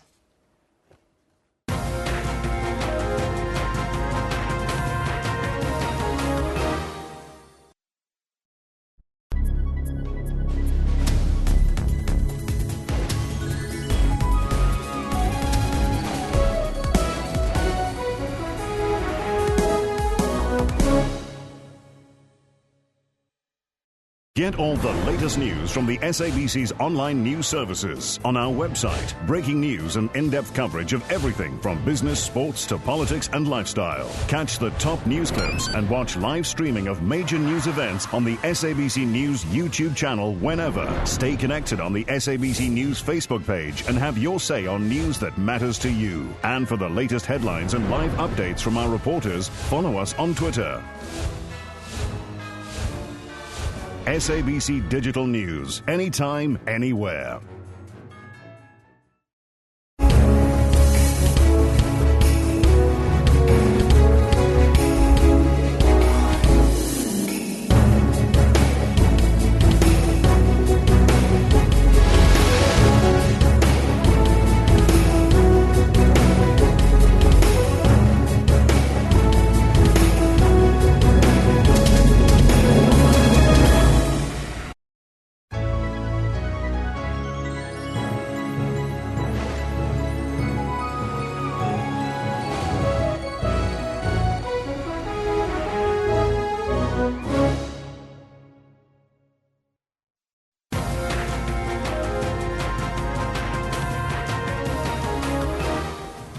Welcome back. You're still with Newsroom here on SABC News. Time for us to take a look at the top stories on the African continent today.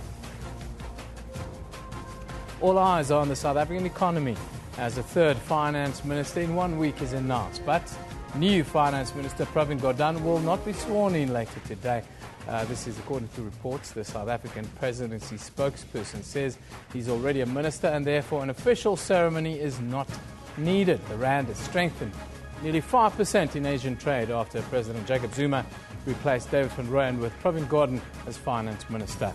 The rand weakened to fresh all-time lows last week when Nhlanhla Nene was released of his duties.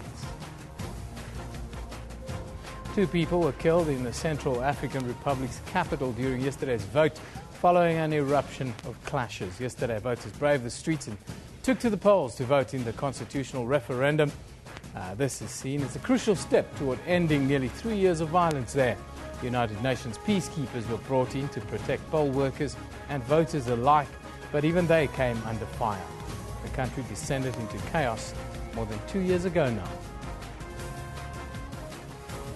Powers from the international community yesterday pledged to back the formation of a national unity government in Libya.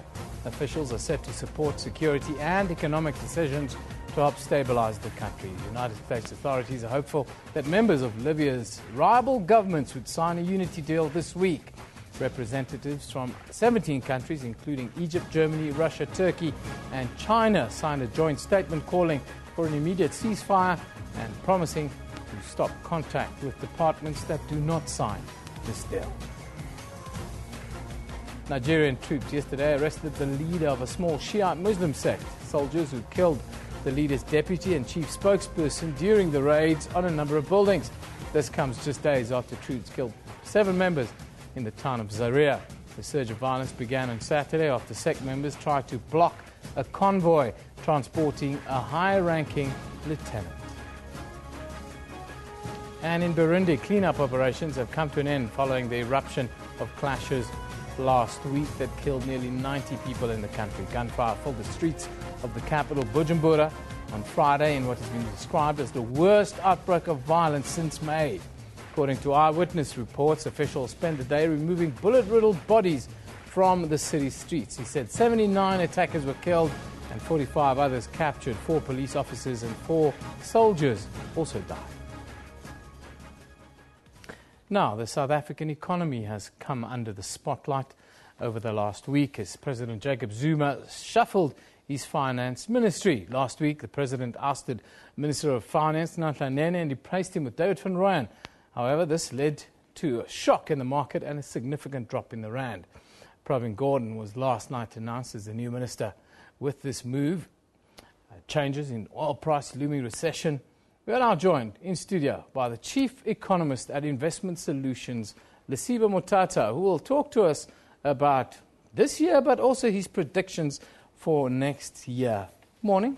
How's it even? Are you okay? I'm good. I'm almost on holiday, Lesiba, getting close. End of the week. We are taking a couple of weeks off, so should be rest well earned by then. But we're not done yet. It seems as if this year is only hitting the highlights towards the end of it. Yeah. I want to start with the announcement of the latest finance minister. What do you make of these changes? How should we read it? And then tell me, what tasks do you think the finance minister will be focusing on immediately? You know what? It's very confusing what's happening. It's within a week. This year we have had 3 finance ministers, one of which has been in office for 4 days. It doesn't send a good signal to the international investors who hold the biggest share of both our bonds and equity markets. So the way to read this is to say something is brewing and is bigger than us. Yeah. And that wave that is happening is potentially a good one, because this decision that has arrived is a good decision that will assist in plugging the hole. Not enough, but it's a good direction. Much more is required in order to make sure that the country does not actually tip over as it was really sitting at the abyss of a crisis that we have seen. Now, what does the minister have to do?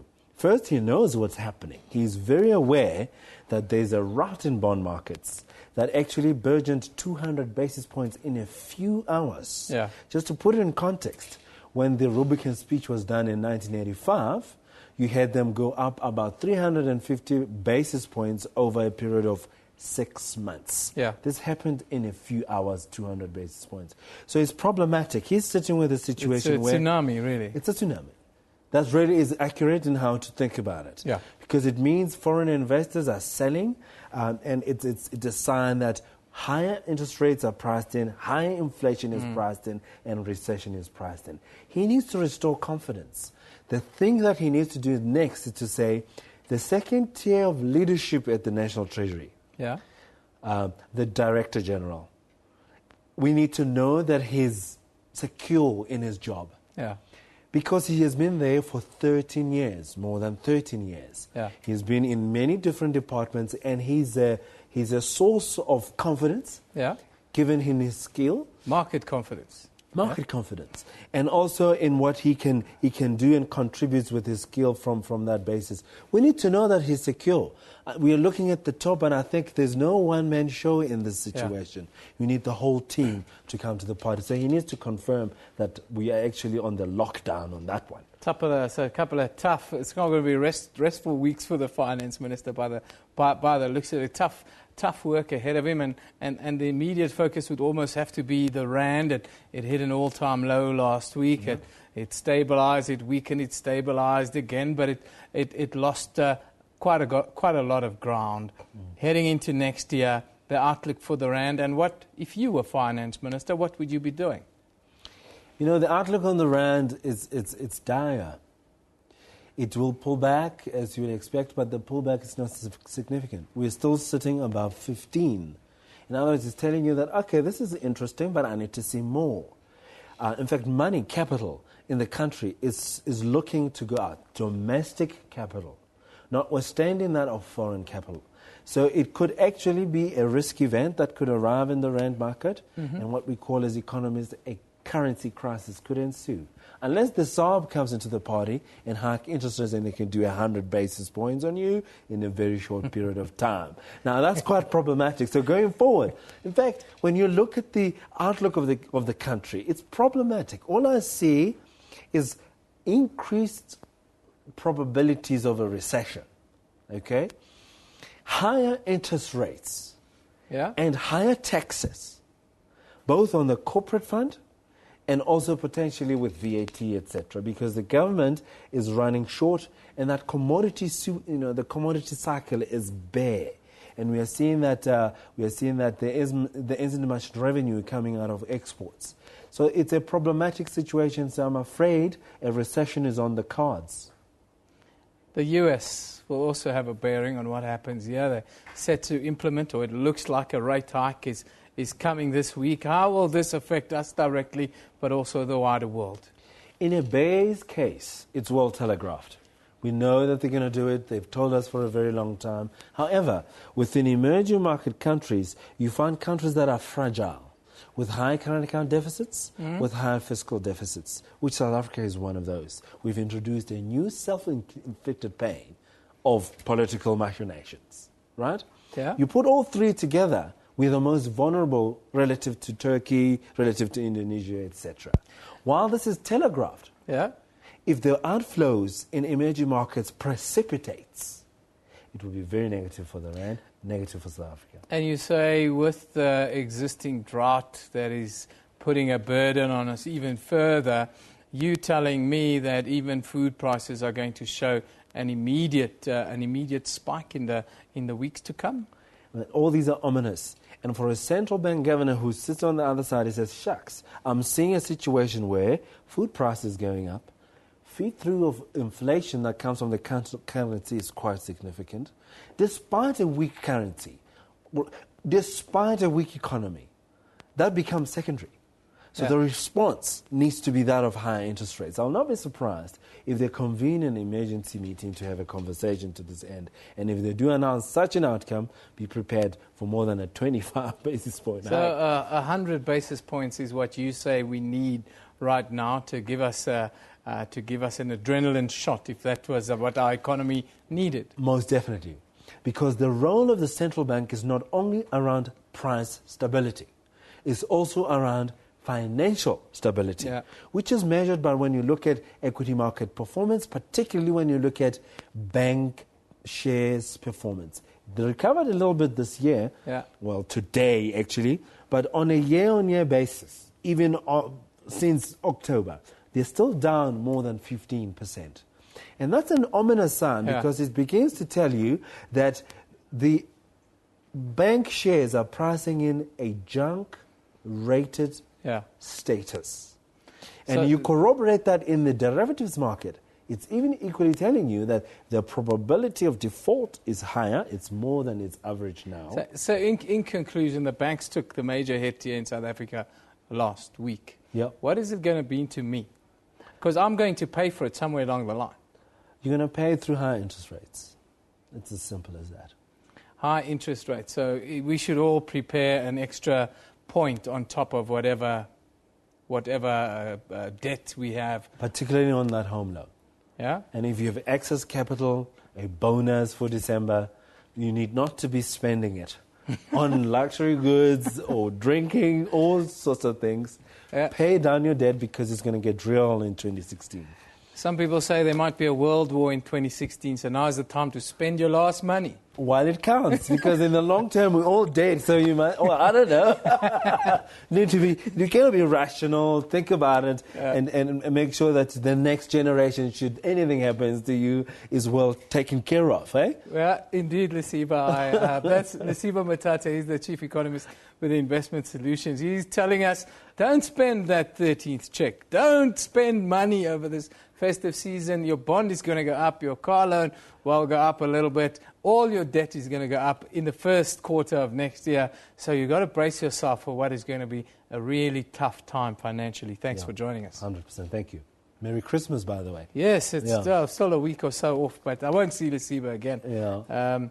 Hopefully by the time you come back next year, things would have improved and we'd have a lot to smile about. I know. I look forward to such an outcome. Yeah, it'd be good. Thanks, Lesiba. Right. Always great to have Lesiba with us. That was his final contribution for this year. Now, for more than 300 years, Swiss bankers have held a code of secrecy regarding banking, account holders and tax evasion. But the Swiss government recently scrapped its banking secrecy law.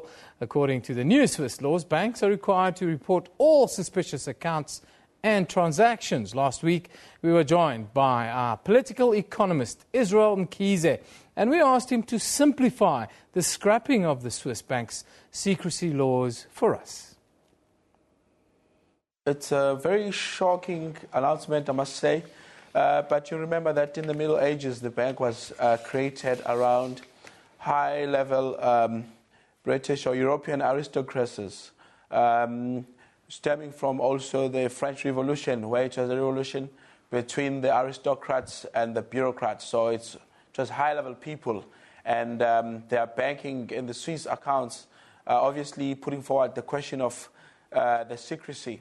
Now, when you looked at the World War I and World War II, you found that there was a lot of banking exchange between high-level families and high-level governments, with some warring factors within the European war, which is called the World War War, or World War I and II. So now, what's going on is you had the meltdown of 2007, where the American and North American populace realized that there was a miscalculation of the GDP because the funds were not properly accounted for within the states. So there was no proper reflection of the worth because billions of dollars were stashed away in Swiss accounts. And there was those secrecy laws. But recently, I think what has sparked it is to try and trace the funding of the terrorist organizations, which are very complex. I think there is that consensus that in the West, as you saw, that there's a consensus now with Russia, as well as with France, as well as England. The high-level guys, they want to know who is hiding money where, so that they know who funds the extremist activities that we see across the globe. Now, they say part of the collapsing of the laws was also, to aid FIFA or the investigation into FIFA executives who were arrested in May in this part US-led investigation. Do you know if this is true, and was this a legitimate or the only reason? Well, it's partly true, but it's representative. You know that usually we have seen that the West becomes a homogeneous group when they are having currency wars with other regions, like if they're having a currency war with Asia, or when the EU countries is having a currency war with a former USSR leader like Russia. But the moment they somehow face a common enemy, and there is intra-European controversies, like as you can see that there's guys in England, high up echelons of football fraternity, who wants Sepp Blatter to be removed. Obviously, then you find that they'll go against these laws that have been protecting their interest, financial interest, economic status over years. So it may be that, but deeper than that is the search for who and where are the sources of the causes of the global insecurity, particularly on armament, is coming from. So let us check all the accounts and see. Because usually the Swiss accounts, you'd only have the codes and the numbers which reflect as to who it belongs to. But now they're calling for the names and addresses. It's a very, very drastic move if you are familiar with Swiss banking. Now, what does this mean for Africa? What does it mean for the continent? Especially countries that former leaders are known to have raided the public purse and hired it at Swiss banks. Well, somehow it's a major breakthrough. I reflected on this question specifically when you look with the consultation of the financial illicit outflow from Africa. When you look at the consultation process, there's three things which are very interesting to notice. Number one, that commission it enjoyed a political goodwill of the African Union itself. Number two, they consulted also with the guys who have been former Fed stakeholders, and also with European bankers. Now, when they went to Europe, as the former president highlighted in his report, was that even in Europe they are complaining about this tax dry, as it is termed, where we are complaining in Africa about financial illicit outflow. In Europe, they're talking about tax dry, that they cannot properly quantify the proper tax that should be exacted because the elite, there's tax evasion, which is what, again, was a complaint even in 2007, 2009 in North America, that there is high volumes of cash which are evading tax being hidden in those Swiss accounts. So it's a major breakthrough to assist also, because most of the so-called, what we call the warlords in Africa, you would wonder how and where do they get these resources to actually finance and acquire assets during wartime.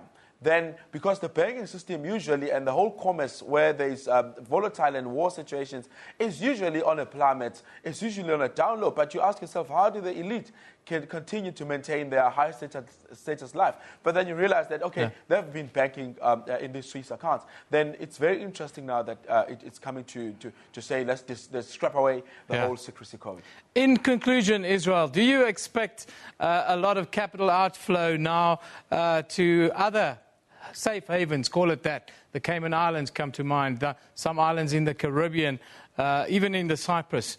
Do you expect that? Well, the dynamics of finance and war, because usually finance comes from war, unfortunately, and war propels finance, the flow of finance, whether it's currency wars or it's literal wars. So as long as we have unstable areas in our continent and in our globe, we're going to have these safe havens for hiding capital, whether that capital is in a form of gold as a commodity or as cash or as any form of debt. Even debt itself is a form of wealth, because some of these countries would say, if, for instance, in Libya, there is war, and you find that this war is financed, and they choose which side that should win the war. Now, once you begin in the rebuilding process to have those contracts that talks about telecommunications and the rebuilding of infrastructure, that's another way of banking and of hiding those assets. Because once you have that country, you've got the whole nation indebted to you. You can even look at the banking patterns with the Nazis, that you find that some of the banks, they sided with Hitler's Nazis. So why? So that at the end of the day, the whole country can be indebted to them. So that's another way of banking, if you will, and building equity on countries. So there'll always be those safe havens for the rich guys to stash away some of their wealth, yes. That was a conversation I had last week with our political economist, Israel Mkhize. He's a regular contributor. Yeah, I spoke to him last week, Thursday. Now, our regular African traveller and author of the book Connect with the Continent, Terry Bean. He was recently in Botswana to find out why the small country's tourism sector has been voted the world's top ecotourism destination by none other than Lonely Planet. Let's take a look at what he found out.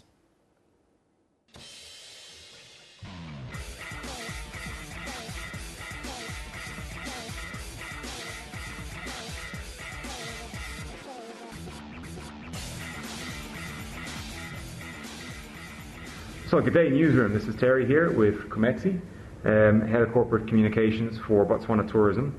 As you know, I've always been fascinated by Botswana. I think it's a country that punches very heavily above its weight, and no more so than with the tourism department. So I think one of the things that has always fascinated me has been for a small country like Botswana, it manages to promote its tourism on the global scale and competes with much, much bigger countries. How does it manage to do that? I think we have set ourselves out to ensure that we promote a very authentic touristic experience, and that is what sells us the most. And how do you then, I mean, you've got such a beautiful country with a lot of focus on conservation. Mm. How has that evolved, and how is that different to how other countries tackle conservation? Well, I'll talk about what we do in as far as conservation and preservation of what we have in Botswana is concerned, and I believe that the tone that has been set by government is the right tone to ensure that whatever resources we have, we utilize those sustainably. And this sets us apart from the rest of the world or any other tourist destination around the world, in the sense that travelers to Botswana are then able to appreciate and get to have a holistic, if you may, tourist experience, which is very, very important in getting word out there and getting as much travelers to Botswana as possible. And in terms of those assets, I think one of the really interesting things about conservation of Botswana is that it's not just about conserving the land, it's about making sure that people feel domestically quite passionate about those assets as well. And I know you're running a program at the moment that tries to connect all those things together. Yeah, we have a policy called Community-Based Natural Resource Management Policy. It's a policy, it's a government policy that seeks to ensure that communities participate in conservation of our resources and ensuring that they get to appreciate the benefit of the resources in their livelihoods. And that way, we are able to get more participation from the communities, because they then get to appreciate that I have to preserve this, I have to conserve this if it has to benefit. So in closing, Botswana turns 50 next year, so this is a really big occasion in the life of the country. What can we expect? We want to tell the Botswana story. We believe we have a beautiful story, and we believe there's a reason for everybody to listen to the beautiful story that we have. So it's going to be shared broadly with the rest of the world? Absolutely. Oh, fantastic. Yeah.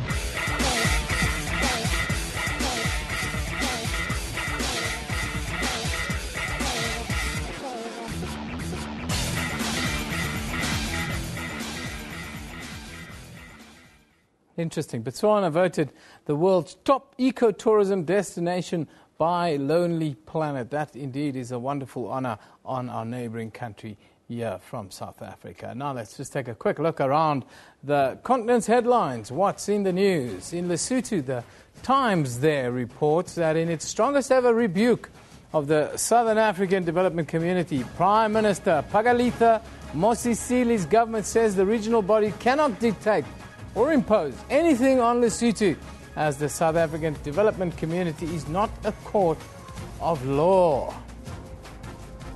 Then we move to Zimbabwe. The Herald says Mashonaland Central and Matabeleland North provinces have overwhelmingly embraced the door-to-door voluntary HIV testing and counselling services initiated by government in October, with more than 4,500 people having been tested in the last 2 months alone. Finally, Namibia. The Namibian reports that First National Bank of Namibia has been implicated in a money laundering investigation involving 74 million Namibian dollars that was channeled in and out of the country. Time for us to take another look at the weather with Azwe.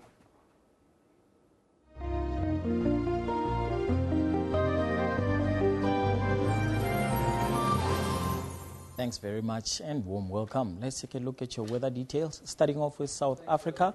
Today we focus 30% chance of showers over most parts, but mostly towards the eastern parts going to the northern parts.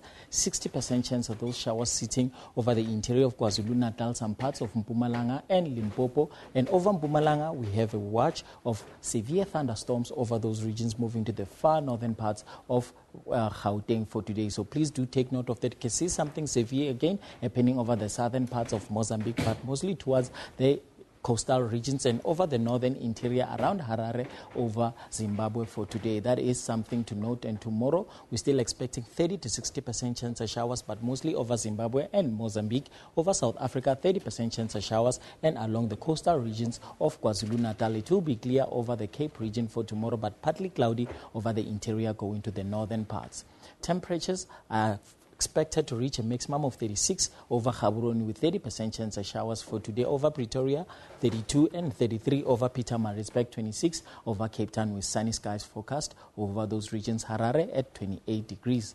Over the interior, we're still seeing lots of rainfall forecast over the interior moving towards Congo. And over Lilongwe, we're seeing about 80 to 100% chance of showers. Nairobi covered by 80 to 100% chance of showers, and there is a warning of severe thunderstorms to heavy rain over those regions. So if you will be in these regions, please do take note of that around Mombasa as well. Otherwise, clear skies over the northern parts going to the far northern parts of Africa.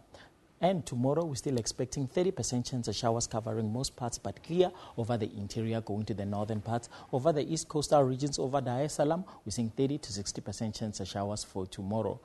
Temperatures will reach a maximum of 33 over Mombasa and 29 over Luanda. Kinshasa, partly cloudy with 30%. Bangui reaching a maximum of 36, and drizzle is forecast over Nairobi with a maximum of 25 degrees. Over the Middle East, we're seeing clear skies over most parts, but 30% chance of showers forecast. Around Baghdad, we're seeing about 60 to 30% chance of showers. Otherwise, nothing much can be expected over those regions, but cold temperatures over Baghdad and Damascus. Tomorrow, we're seeing less chances of rainfall over those regions, with Sana'a covered by 30% chance of rain. Temperatures reaching a maximum of 11 over Baghdad and 15 over Damascus, 18 over Cairo, sunny skies over the interior. Tripoli reaching a maximum of 18 with cloudy skies. Rainfall is only forecast over Baghdad.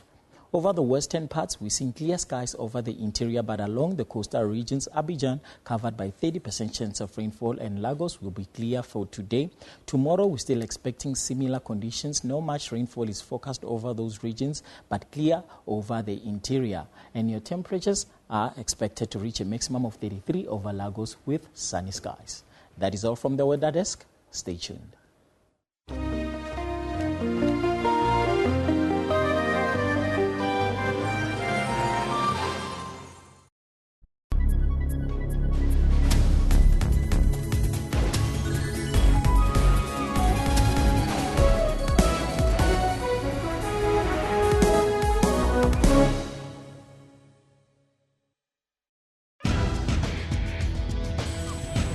Technology isn't all scary.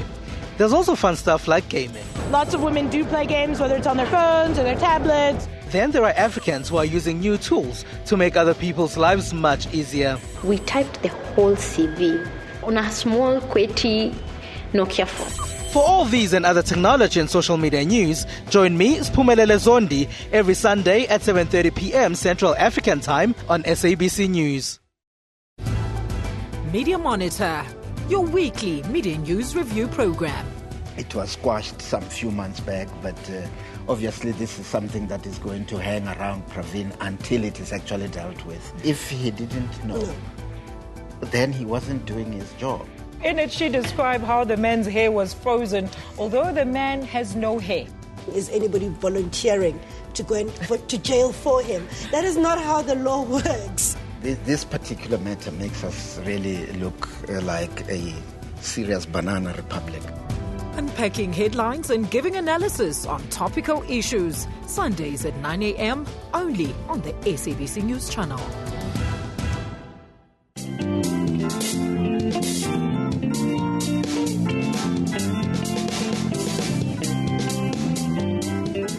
Vera Ephraim defied family and traditions to follow her dream.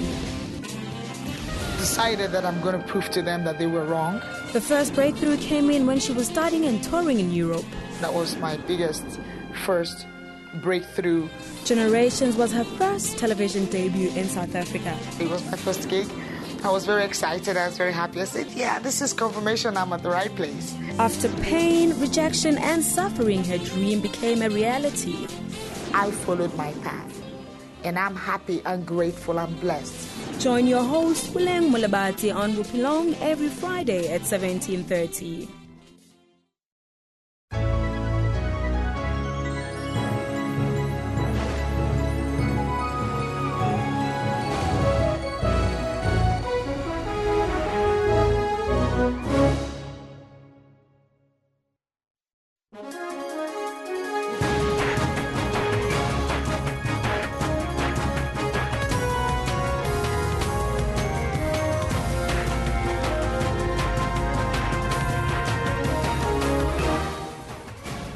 It's 1100 hours Central Africa time on this Monday, the 14th of December 2015. This is Newsroom, Jumbo Africa, and a very warm welcome to the final hour. I'm Elvis Preston. I'll be with you until 12 o'clock.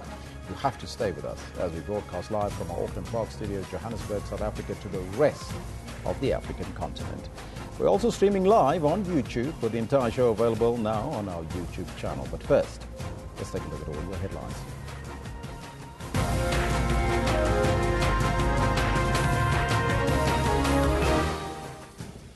The presidency says newly appointed Finance Minister Pravin Gordhan will not be sworn in because he is already a minister. The SABC's Chief Operating Officer, Hlaudi Motsoeneng, is expected to report for duty today after an internal inquiry cleared him of all charges. And President Jacob Zuma has commended South African delegates for their role in securing the new deal to curb climate change at COP21. But first, let's find out from Liesl Zankel what's happening in the sports front. Very good morning to you. Thanks very much, Elvis. We're making headlines in your sport this morning. The Blitzbokke make it 3 in a row on home soil in the Sevens World Series in South Africa, 5 tries. New Zealand draws first blood. They beat Sri Lanka by 122 runs in the first test in Dunedin. And Barcelona arrive in Japan for the start of the FIFA Club World Cup. Well, I'll have more on these stories in this hour. That's all coming up at Liesl, but right now let's take a look at your top story. The Rand has strengthened nearly 5% in Asian trade after President Jacob Zuma named Pravin Gordhan as Finance Minister. The Rand weakened to fresh all-time lows last week when Nhlanhla Nene was replaced by David van Rooyen as the Finance Minister. Now this morning, the Rand was trading at 15 Rand 27 to the US dollar, at 23 Rand 19 to the British pound, and 16 Rand 73 to the euro. Gordhan previously served as the Finance Minister from 2009 until last year. Now Nene has been redeployed to the BRICS Development Bank. The reshuffle comes just 3 days after President Zuma redeployed Nhlanhla Nene to the BRICS Bank, unveiling David van Rooyen as the new Finance Minister. But 3 days after being sworn in, Van Rooyen is now being redeployed to cooperative governance and traditional affairs. His appointment saw the Rand take a beating, plunging to its lowest level in years. The appointment of Van Rooyen also sparked criticism from the market and various quarters across the country. President Zuma was due to deliver a keynote address at the NAFCOC Gala dinner. The presidency released a statement announcing Gordhan's appointment. NAFCOC has welcomed the move. We always support the president. I think in the main, he must have listened to the markets, because the markets were not favoring the new appointment, and also the fact that poor people were being agitated to think that even pensioners might not get paid.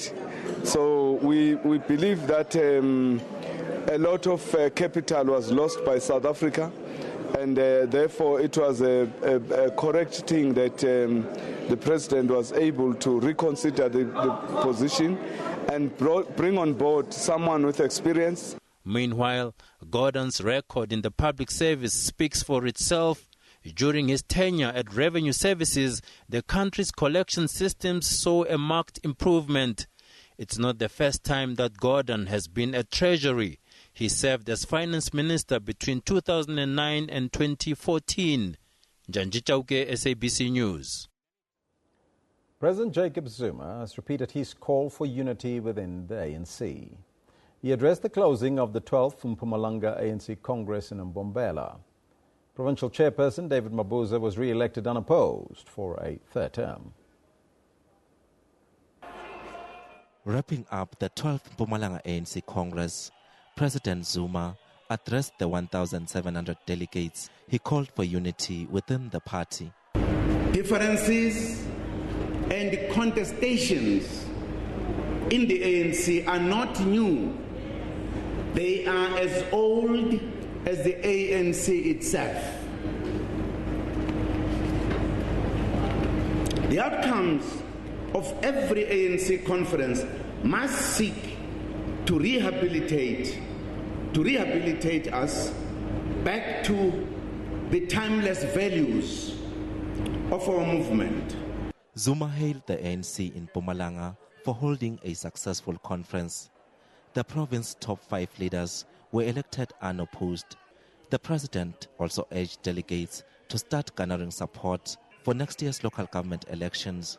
Comrades, let me conclude by reminding you that next year we will hold the local government elections. All of us must work hard to secure a resounding victory for the ANC and therefore for the people of this country. A message that seems to have been well received by delegates. This conference actually has created a good platform for the ANC to go and campaign for local government elections. So it was one of the best conferences. We are very happy as branch delegates. The conference went very well, and we are happy because we went to commissions and we did discuss a number of issues that are going to assist the organization moving forward. Newly elected leaders have been urged to represent interests of the masses. Moeli Maslela, SABC News, in Mbombela, Mpumalanga. The SABC's Chief Operating Officer, Slaudi Mutsuneng, will be back at work after an internal inquiry cleared him of all charges. They included gross dishonesty relating to his matric certificate, with gross misconduct and abuse of his position relating to the unfair dismissal of 6 senior staff members. Mutsuneng has questions over the Public Protector's findings against him. Judge Davis set aside my appointment. I know that the SABC has appealed. I know that the Department of Communication through the Minister, they are also appealing. I'm also appealing, which means that setting aside of my appointment is not going to be implemented until my appeal. So I'm still the CEO of the SABC, and actually the SABC has confirmed publicly to say I'm still their COO. Czech national Radovan Kriča has been moved from the Zonderwater prison near Colonial to another correctional facility. The Correctional Services Department Chief Deputy Commissioner for Placement and Detention has declined to identify the facility. However, it's understood that Kriča is being held at what's been called South Africa's super maximum security prison outside Kokstad. The Bongweni prison is home to 1,203 of South Africa's most dangerous prisoners. The Deputy Commissioner says that Kriča is one of those inmates needed to be moved to a more high-security correctional facility. He has been moved on the basis of a court order. The grandson of former President Nelson Mandela is expected to appear in the Johannesburg Magistrates Court today for allegedly raping a teenager. 24-year-old Mbuzo Mandela was granted 7,000 rand bail in August after spending over a week in jail. He allegedly raped the teenager on August 7th at a restaurant in Greenside in Johannesburg. In her affidavit, the victim claims that the accused had forcefully kissed her, put his hand in her pants and raped her. Mbuzo Mandela disputes this in his affidavit. He claims that the intercourse was consensual and that he had no idea she was underage. Further claims that the pub where they met does not allow entry to people under the age of 21. Mbuzo Mandela alleges the girl was also drinking and smoking, adding to the perception that she is older. Police Minister Nathi Nhleko says that the government is intensifying its fight against drug abuse. He was speaking in Pretoria at a media briefing focusing on the progress that the Justice, Crime Prevention and Security cluster has made. Minister Nhleko says that government has the responsibility to support addicts and their families. The two drugment centres have been completed, one in Limpopo and another in the Eastern Cape. Land has been secured for the construction of treatment centres in the Free State, North West and the Northern Cape provinces. Now, at least 70 road users have died on Gauteng's roads since the beginning of December. From the 1st to the 11th of December, more than 70 road users have perished on Gauteng's roads. The Gauteng Traffic Police say that over 100 motorists and other road users have been arrested for committing road offences, and this includes exceeding the road speed limit, drinking and driving, and pedestrians walking or crossing highways. Gauteng Traffic Community Safety Officer Obed Sebasa says that contributing factors include dangerous overtaking, which leads to head-on collisions which are mostly fatal, speeding in wet conditions, as well as fatigue. President Jacob Zuma has commended the South African delegation for their role in securing the new deal to curb climate change at COP21. Nearly 200 countries at the COP21 talks in Paris have endorsed the landmark agreement. It commits countries to work together at keeping temperatures below 2 degrees Celsius. China, the world's biggest polluter, also hailed the deal, as did India. The agreement, which is partly legally binding and partly voluntary, will come into being in 2020. More than 10 Saudi women have won seats on local municipal councils. This after women were given the right to vote and run for the election for the very first time in the country's history. The more than 970 female candidates accounted for over 20% of the total candidates. Though women were not expected to win many seats in the elections, even small gains are a step forward, as women had previously been completely shut out of elections. Saudi Arabia has just voted 17 women into public office in municipal elections. This is a landmark step for the conservative Islamic country. It is the first time women have been able to vote and run as candidates. 38-year-old Rasha Hevsi, who won a seat in Jeddah, says the results are significant for women across the country. The presence of a woman in the council now will mean she can have access to some of the files that were previously inaccessible to some women in the past, dealing first-hand with the council's files, the needs of the citizen, the files that, like we said, were previously out of reach of women, will enable her to become more qualified to deal with other subjects in the future. Hevsi's campaign manager says she sees the win as both an opportunity and a victory. I see it as a very big opportunity, like we said yesterday. We saw the entry of women into Shura Council, and today we see a victory for women in the kingdom and Jeddah in particular, and their entry and success in the municipal elections. A state-aligned news website reported the wins for women in various parts of the country, including in the Madrika district of Mecca, Islam's holiest city. Here, the mayor of Riyadh, where 3 women were voted in, says he is glad about the results and looks forward to the winners' participation. But the election was only for 2/3 of seats in municipal councils that have no lawmaking or national powers. The impact of it is likely to be more limited due to a wider lack of democracy and continued social conservatism. The historic Rijksmuseum in Amsterdam in the Netherlands is exhibiting a collection of artworks, objects and maps that reflect the colonial history of the Cape. Now, it includes many works by the Dutch explorer Robert Jacob Gordon. The collection will be exhibited in Cape Town early next year. a formidable library of information. The Rijksmuseum contains art and literary work collected from over 600 years ago. It houses some of the world's most famous portraits and paintings. Among those, the Gordon collection of maps and journals. He was a connector. He was traveling through South Africa, and on his journeys he mentioned to name the country and to draw all those amazing animals and to come across all those people he tried to become friends with and to speak their languages, which ended in a collection of 450 drawings, altogether held in the Rijksmuseum collection. The exhibition is expected to take place between February and May of 2017. Most of the art pieces date back to ancient times and are water-based paintings. They only can travel once because they're extremely fragile, and we really hope to have this dream coming true, because we know that a lot of South Africans would love to see the Gordon collection. The collection also highlights the history of the Islamic slaves brought to the Cape by the Dutch East India Company, and how this resulted in the promulgation of Islam in South Africa. I think that they'll be very interested because the Cape Malay community owes its existence in the Cape to the fact that they were brought to the Cape by the Dutch. I think a lot of them might also be descended from the political prisoners that the Dutch sent from Indonesia to the Cape. The Gordon collection tells the story of South Africa's colonial past.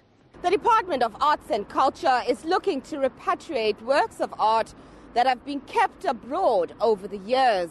This as part of their drive to ensure that the journals and the artifacts more accurately reflect the history of our country.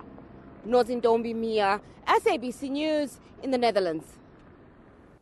And coming back home, thousands of revelers have descended on the capital of the Northwest Province to celebrate the first Mahika Mahikeng Music and Cultural Festival. The festival is an integral part of the provincial government's plan to rebrand Mahikeng. The provincial capital of the Northwest Province, buzzing with sound and people. The objective to reposition Mahikeng as the country's entertainment hub, and this to benefit small businesses and grow the local economy. This initiative generally gives us more income into the economy, our general economy, and improves the cash flow injection into Mahikeng. We are hoping even next year we'll get another chance to set our businesses and grow to be like bigger businesses. The first annual Mahika Mahikeng Cultural Festival is primarily aimed at celebrating the province's arts, culture and history.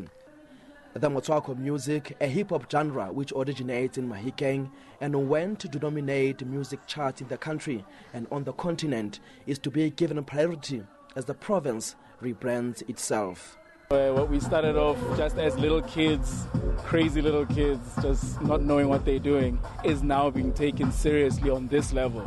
You know, we have big government departments, we have big corporations, we have corporate giving us attention. Of equal importance is to renew the image of the Northwest. Developing artists is of critical significance. Government needs to put money and make sure that we move the artist forward, because there's nothing you can do without money. The rebranding of Mahikeng and the province will now venture into the SADC region. I had a discussion with our friends in Botswana, and we've agreed that next year we'll have some kind of an arrangement where proposals include having some of our activities in Gaborone, the capital city, so that the two capital cities, based on their history from colonialist period, we can then begin to work together. Over and above the musical festivities, the objective is to position Mahikeng as the country's art and culture hub. The province further seeks to exploit the SADC region due to its proximity to Botswana. Selwa Tatai, SABC News, Mahikeng.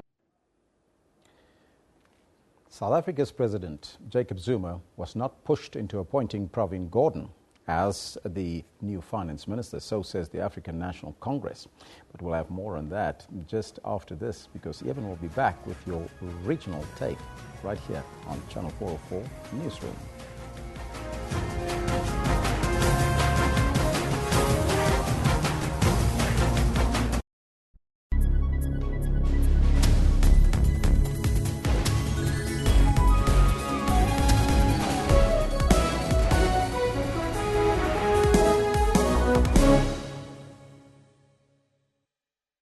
I'm sorry, gentlemen, ladies and gentlemen, we have been banned.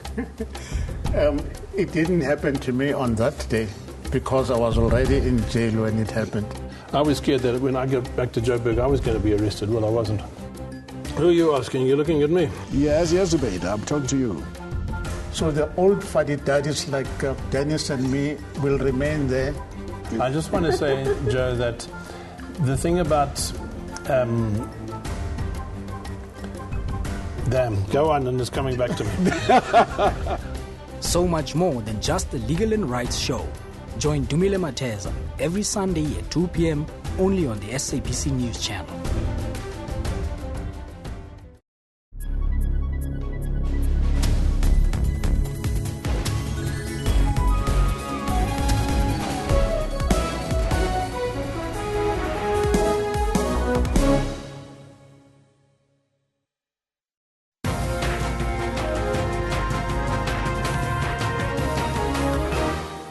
Welcome back to Newsroom on this Monday morning. We're continuing with our theme of land restitution.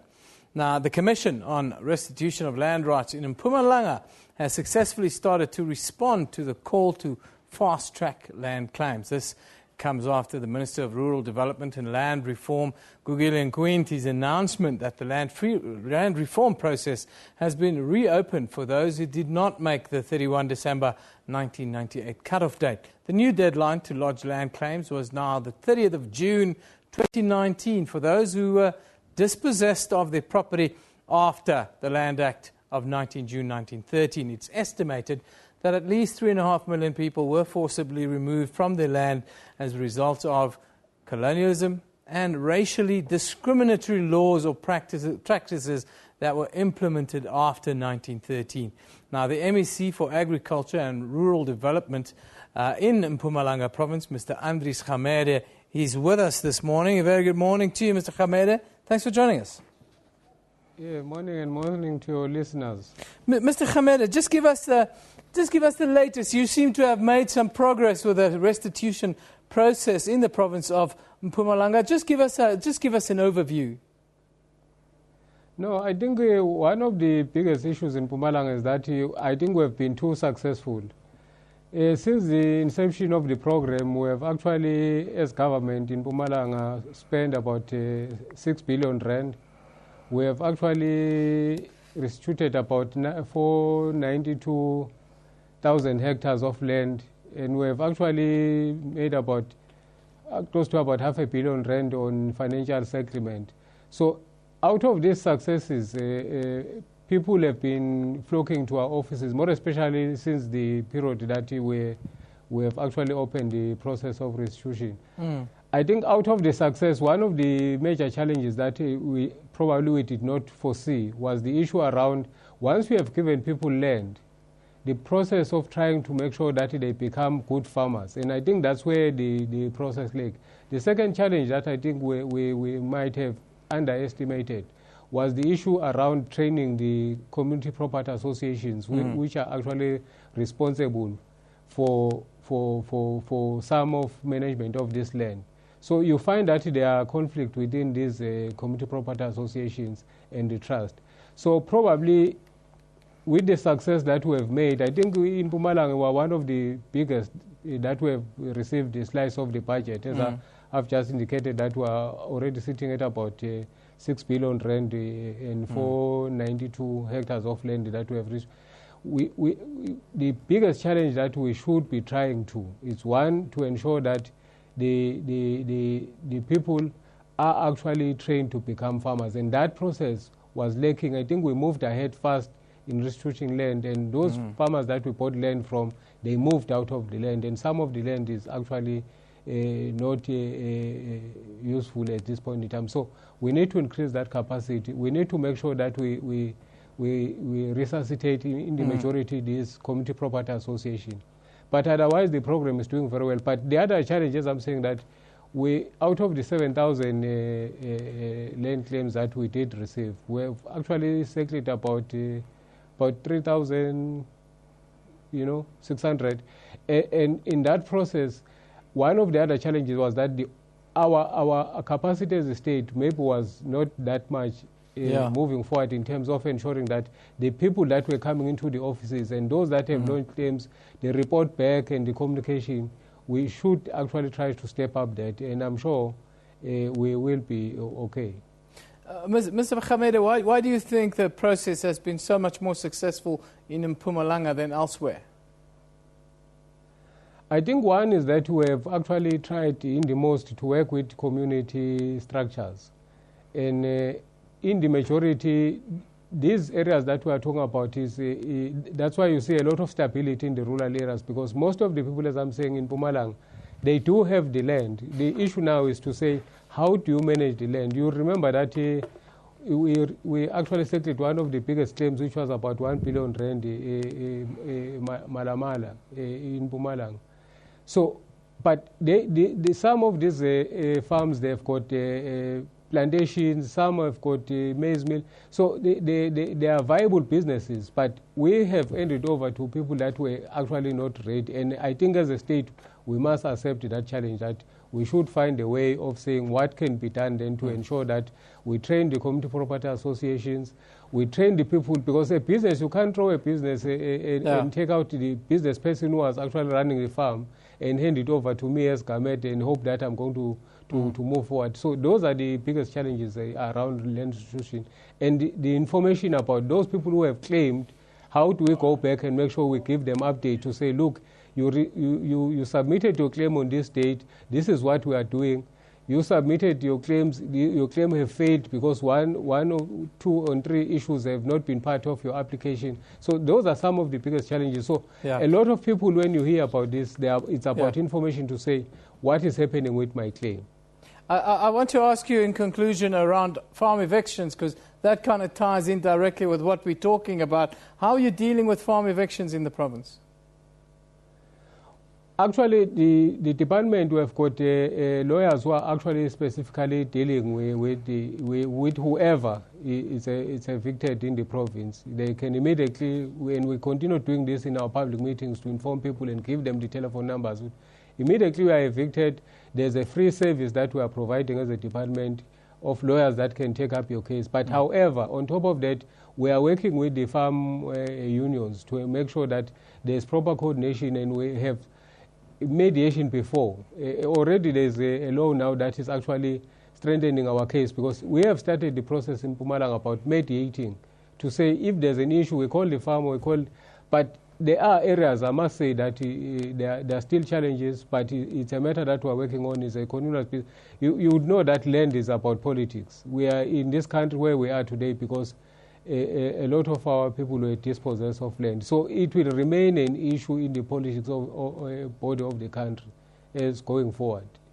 Thank you very much for joining us. That is the MEC for Agriculture and Rural Development in Mpumalanga, Mr. Andries Khamede, talking about land restitution reform and evictions in the province now. Now let's go down south, Port Elizabeth, the Eastern Cape, to find out some of the top stories they've been covering over the last couple of days, and these stories include the high number of drownings we've seen in and around the city. The spotlight has also been on the 16 Days of Activism campaign for no violence against women and children, and of course the rugby franchise there. There's been an ongoing financial saga with the Southern Kings now. Janine Lee, she's in Port Elizabeth in the studio there, and she's been on top of all these stories. Good morning, Janine. Nice to have you with us. Thank you so much, Evan. Nice to talk to you again. Yeah, absolutely. Holiday season, more drownings in the canals there. Is anything going to happen soon? Yeah, probably one of the saddest stories to come out of the Eastern Cape, Evan. It's been an ongoing issue in the Sundays River Valley area. There are over 200 kilometers of canals, and in that part of the world, it gets extremely hot in summer, temperatures right up in the 40 degrees. And what happens is, because there are no municipal swimming facilities and the beach is a fair distance for these kids to get to, what do? They jump straight into those irrigation canals. It's prohibited, it's not allowed. The Sundays River Irrigation Board has done everything in their power to try and fence off areas, but the fencing's been removed by vandalism. So what happens is these kids get in the water, and because they're irrigation canals for the citrus growing region, that it's a citrus growing region, there's supply and demand. So part of the canals are closed off at one stage, then they get opened as the demand requires it. So the levels of these canals fluctuate. So while the kids might be in one particular area and it might be shallow and manageable on one particular day, another day canals are open for water supply, and it's way deep and it's running much, much faster than they anticipated, and they drowned. And for some of the kids that can swim, the danger comes, Eben, the canals are not straight. They go like that and then they drop off in that kind of manner, and it creates a waterfall effect. And the older kids, they float down and they go down this waterfall, but what happens is there's a sort of a turbulence at the bottom, and they end up hitting their heads on the back and knocking themselves unconscious and drowning. But the matter has got so bad. As I said, it's been going on for a number of years. The municipality are not sure what to do. The Sundays River Irrigation Board have actually thrown up their hands. They don't know what to do. So it's now gone to the Human Rights Commission in East London, and they are investigating. The community has marched many times to the municipality, saying the municipality doesn't care about black lives, but it's a difficult one to police. And the consensus now is that it has to go back to education. Families in that particular valley area need to be educated. They need to let their children know that swimming in the canals is a no-no, and it's dangerous. And the 19 deaths, mostly in the canals, or some in the ocean as well, holiday makers? No, that's all in the canals, Eben. 19 deaths, 17 of them have been young children aged between the ages of 3 and 12. So, yeah, sad time. And as I say, we're going into summer now, and it looks like it could be happening all over again. In fact, the last drowning was about 5 weeks ago. That's an absolute shocker. But let's go to 16 days, non-violence against women and children this year. It received a lot of attention in the Eastern Cape. Why is that? Well, it did, Eben, and I think the fact that we have Reeva Steenkamp coming out of the Eastern Cape and Jade Ings, she watched Jade Panayotu, and that has focused the spotlight firmly on the Eastern Cape, I think, for this particular year and in the last few years when it comes to no violence. And there was a march, quite a big march on the Port Elizabeth beachfront. June Steenkamp and Barry, her husband, they marched together with the Ings family. And Jade's sister, Tony Ings, has been the driving force behind keeping her sister's name alive and the Justice for Jade campaign. So those two families came together just last week, and they were joined by Jackie Moffaking, who's been a huge supporter of June Steenkamp from the ANC Women's League. And they all marched with a number of people from Port Elizabeth, not only for those two slain women, Reeva and Jade. They marched, Eben, for all the women whose names we will never know, who suffer the same fate, given the fact that South Africa has the highest instances in the world of women who are abused by their partners or killed by their intimate partners. So they all came together and they lit candles, and they placed those candles on the beach where Reeva's memorial service was held. But the sad thing is, Eben, I've spoken to a number of field workers who deal with this kind of abuse on a daily basis, and they say, yes, we have Women's Month, we have the 16 Days campaign, but it does little more than shine a light on the fact it does nothing to deter this from happening. So they need to go back to the drawing boards. And one of the things that came out was that women who are abused, they end up going into safe havens immediately, and they stay there for perhaps a week or 3 weeks.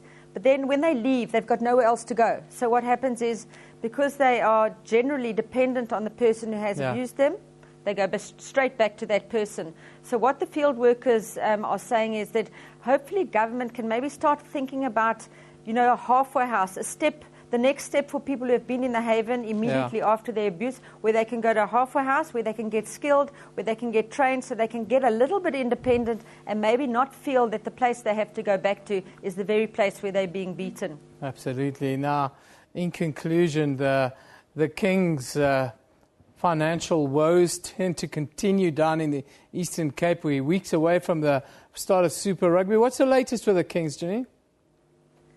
Okay, so over the last few days, there's been the announcement of the Southern Kings squad, 20 players. And probably the issue is not so much the fact who's in the squad, is the fact that who is not in the squad. Omitted from that squad is Luke Watson. There was speculation whether he would be in or whether he wouldn't be in. He's not in. He said he's deeply disappointed that he's not in the squad, but he will be supporting them from the sidelines. And also, given the fact this decision may rest on the fact that you'll remember the last few seasons he's been off with injuries more often than he's played. So that is possibly one of the reasons why he hasn't been included in the squad. But some exciting new players. There's James Hall, there's Junior Pokomela, who I think the management are hoping are going to inject some new life into the Southern Kings. And the good news is that the players are going to be paid this week. And you will remember that many of them have not been paid since September. So it's been a long time to be without money. There was a campaign that ran here in the Eastern Cape asking anyone to donate anything just so the guys could have a bit of money for Christmas. And I believe over 50,000 Rand was raised for them. There's great support for the Southern Kings here in the Eastern Cape. And so anyway, they will be paid today, and that is the good news. And also today, many members of that squad will turn up for some kind of training. They're going to start some conditioning training. And then on the 4th of January, official training for Super Rugby kicks off. And between now and then, we expect there to be some more announcements who have been included in the squad. And also, on a nice positive note, the Southern Kings rugby kit was made public today. So they've got nice brand new kit, and they're raring to go. And I think you have to take your hats off to the guys, given all the nonsense and all the troubles that have been going back and forth. They've kept their head down. They've tried to stay out of it as much as they can and just focus on what they're doing best and what they love the most, and that's playing rugby. And hopefully this will be a new start for them, because let's face it, Super Rugby is not for sissies, and they've got a big hurdle in front of them come next year. No doubt, Janine. Thank you for that comprehensive update from the Eastern Cape. That wraps up our regional look at the news here on Newsroom on this Monday morning. On a sporting note, we ended there. Let's go to the sports desk, where Liesl is standing by to give us an update.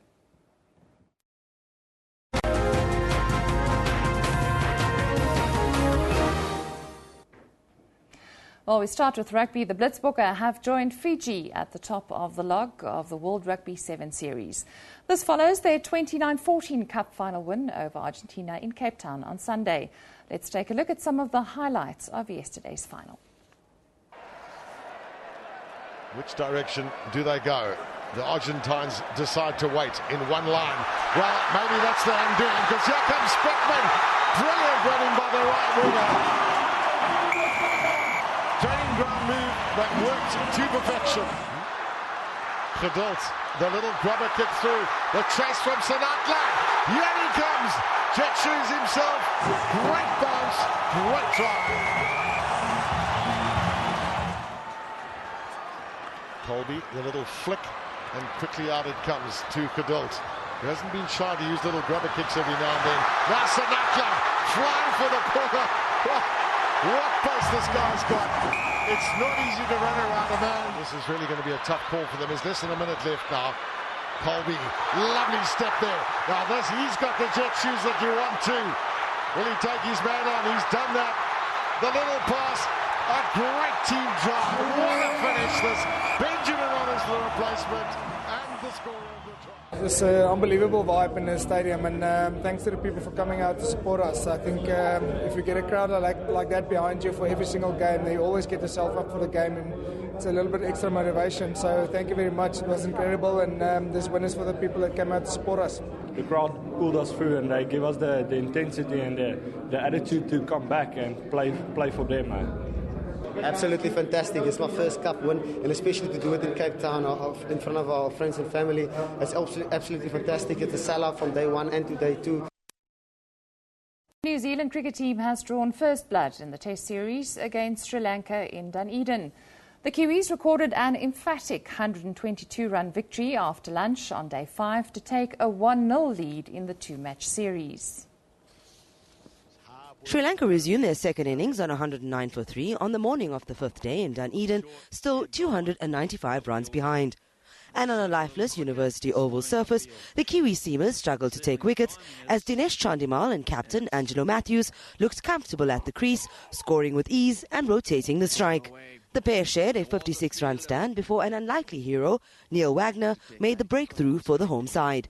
Wagner dismissed Matthews just before the lunch break, the proverbial beginning of the end for the Sri Lankans. Superb from Wagner. The visitors came out swinging after the break, but couldn't handle the onslaught of Trent Bolt and Tim Southee with the second new ball. Doug Bracewell and Mitchell Santner cleaned up the tail as Sri Lanka were eventually bundled out for 282. With this win, the Black Caps have extended their unbeaten home run to 12 matches, having not lost a test on home soil since losing to South Africa in March 2012. Sri Lanka, like most test sides in transition following the loss of senior personnel, will be looking for a more consistent performance when the second test gets underway in Hamilton on Friday. Samantha Mari, SABC News. Well, Spanish football giants Barcelona have arrived in Japan for the 2015 FIFA Club World Cup tournament. The La Liga champions received a warm welcome at the Narita International Airport. Barcelona will face Asian champions Guangzhou Evergrande in the semi-final of the tournament. A number of fans welcomed the Spanish giants in Japan ahead of their match. While everyone in the world football is fascinated by Argentina's Lionel Messi, the Japanese fans were more excited to see Spanish international Andres Iniesta. I got to see the real Andres Iniesta. It was exciting. It was just like looking at his pictures. He has such a strong presence. The Luis Felipe Scolari-led Guangzhou Evergrande defeated Club America of Mexico 2-1 in the quarterfinal to book a clash against Barca. The semi-final match will be played at International Stadium Yokohama on Thursday. Mtutuzi Ndlovu, SABC News. And Britain's Lee McMillan continued his dominance of the 2015 extreme sailing season by winning the final double points race in Sydney on Sunday. This was the third championship title for the skipper of the Wave. McMillan and his crew completed their victory with a convincing win at the Sydney Harbour as thousands of fans looked on. It was their fifth consecutive win this season, following successes in Cardiff, Hamburg, St. Petersburg and Istanbul. McMillan is now considered the most successful yachtsman in the 9-year history of the Extreme Sailing Series. But his record third win, following title victories in 2012 and 2013, marks an end to his career in the class. They got a lot to celebrate. 3 series wins, 5 wins on the trot come with this event, and the end of an era for the boat, for our team for now. It won't be forever, but we've got some new stuff coming next year, so it's been absolutely awesome. McMillan will join Ben Ainsley's America's Cup bid in the new year. Stay tuned as we is here with your latest weather predictions.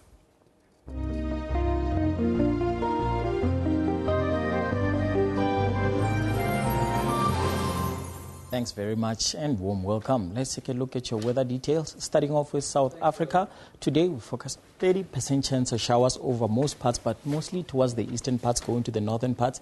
60% chance of those showers sitting over the interior of KwaZulu-Natal, some parts of Mpumalanga and Limpopo. And over Mpumalanga we have a watch of severe thunderstorms over those regions moving to the far northern parts of Gauteng for today. So please do take note of that. You can see something severe again happening over the southern parts of Mozambique, but mostly towards the coastal regions and over the northern interior around Harare over Zimbabwe for today. That is something to note. And tomorrow we're still expecting 30 to 60% chance of showers, but mostly over Zimbabwe and Mozambique.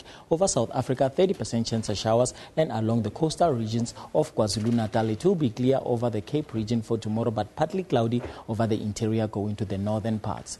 Temperatures are expected to reach a maximum of 36 over Gaborone with 30% chance of showers for today. Over Pretoria, 32 and 33 over Pietermaritzburg, 26 over Cape Town with sunny skies forecast over those regions. Harare at 28 degrees.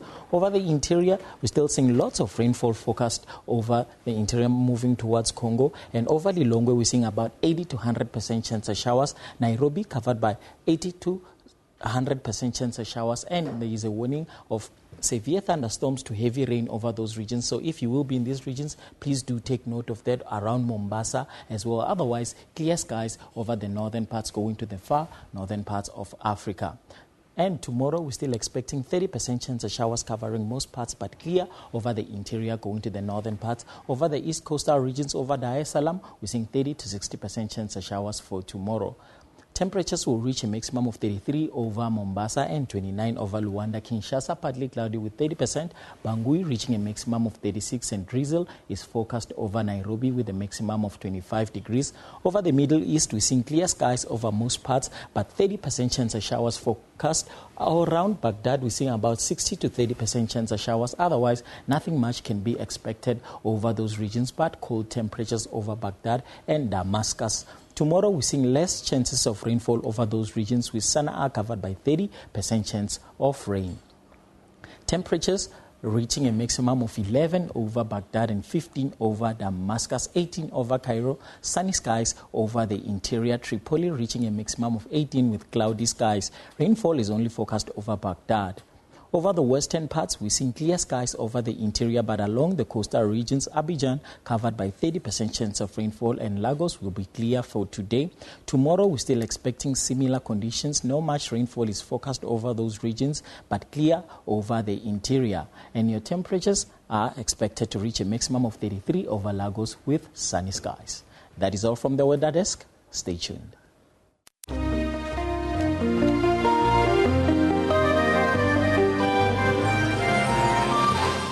Well, it's almost time for us to wrap things up here. Myself and others been with you since 9 o'clock this morning, but we just want to update you on one or two things. News just in.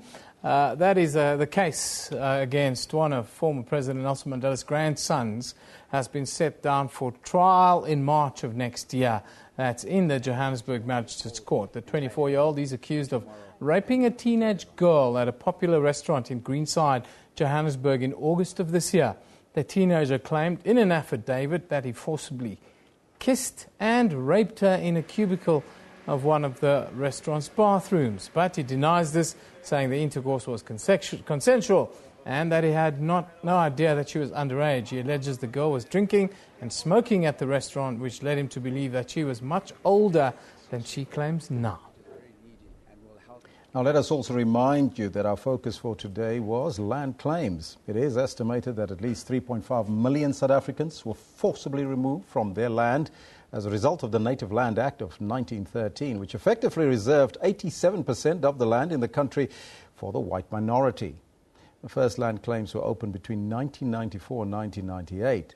The government and recently has since relaunched another open window period for the land claims until June 2019.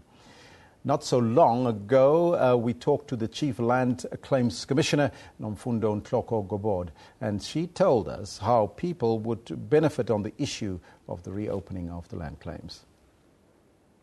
There was a first lodgement opportunity, and now we've got a second window, which the President assigned the Restitution Amendment Act in 2014, June 2014, and opened the window for a period of 5 years. We have to date received 119,000 claims that have been lodged. And remember, in order for us to be able to get to a point where we actually give restoration or alternative redress or financial compensation, we still have to do the research. So at this point in time, we're just receiving the claims. So to date, we've received 119 new claims. Also remember that while we're receiving the new claims, we're still processing the old claims. Yeah. We had about 7,000 plus outstanding claims that we're still dealing with. And so until we finish those, we will then, as soon as that's done, move into the new claims process. But for now, officially, we're just receiving new claims. We're going around the country. We've got 6 mobile offices that allow us to go into deep rural communities to actually receive the claims, so that the communities don't have to come to us necessarily. We actually go to them, especially because, as you have already mentioned, the problem in the past was that people were not aware, or the old people, especially in the deep rural areas, couldn't get access to our offices. So we go to them now. You mentioned a vast number, 119,000. Tell us about some of the difficulties that you've encountered in recent times in dealing with the land claims. I think the restitution process in itself is a complex process because you're talking about dispossession that happened quite a long time ago. And so you have to actually do proper research to verify the veracity of the information that you're given, and also just to make sure that the people that you are ultimately going to restore back to their land are the rightful beneficiaries. Yeah. Sometimes you've got competing rights. The claims on the land is on land that is communal, sometimes unregistered, unsurveyed. So there's a lot of work before you can get to a point where you actually say that the claim has been finalized. Secondly, you've got people that who claimed then, who now we have a difficulty finding. And thirdly, we've got communities that then fight over whether they want restoration, or even when they do get restoration, about what they want to do. And so we've got a various myriad of issues that really become barriers to the work that we do. I want to take you to some of the high-profile cases now.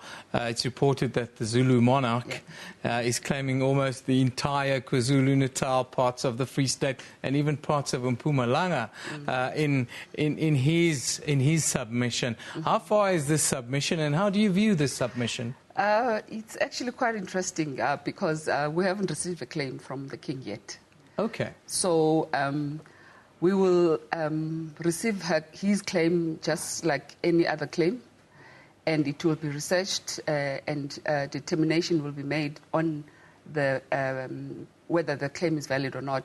And remember, the basis of claiming in the Restitution Act is the 1913 cut-off date. And so you would have to meet those requirements for you to have a valid claim.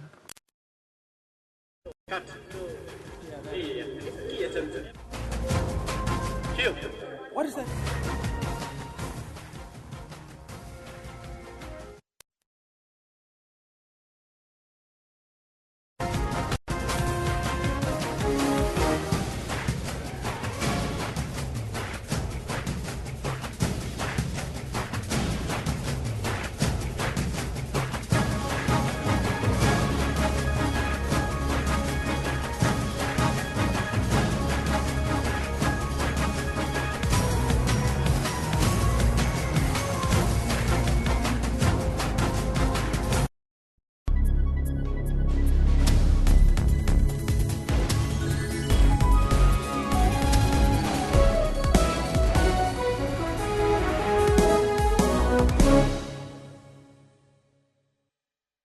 Get all the latest news from the SABC's online news services on our website. Breaking news and in-depth coverage of everything from business, sports to politics and lifestyle. Catch the top news clips and watch live streaming of major news events on the SABC News YouTube channel whenever. Stay connected on the SABC News Facebook page and have your say on news that matters to you. And for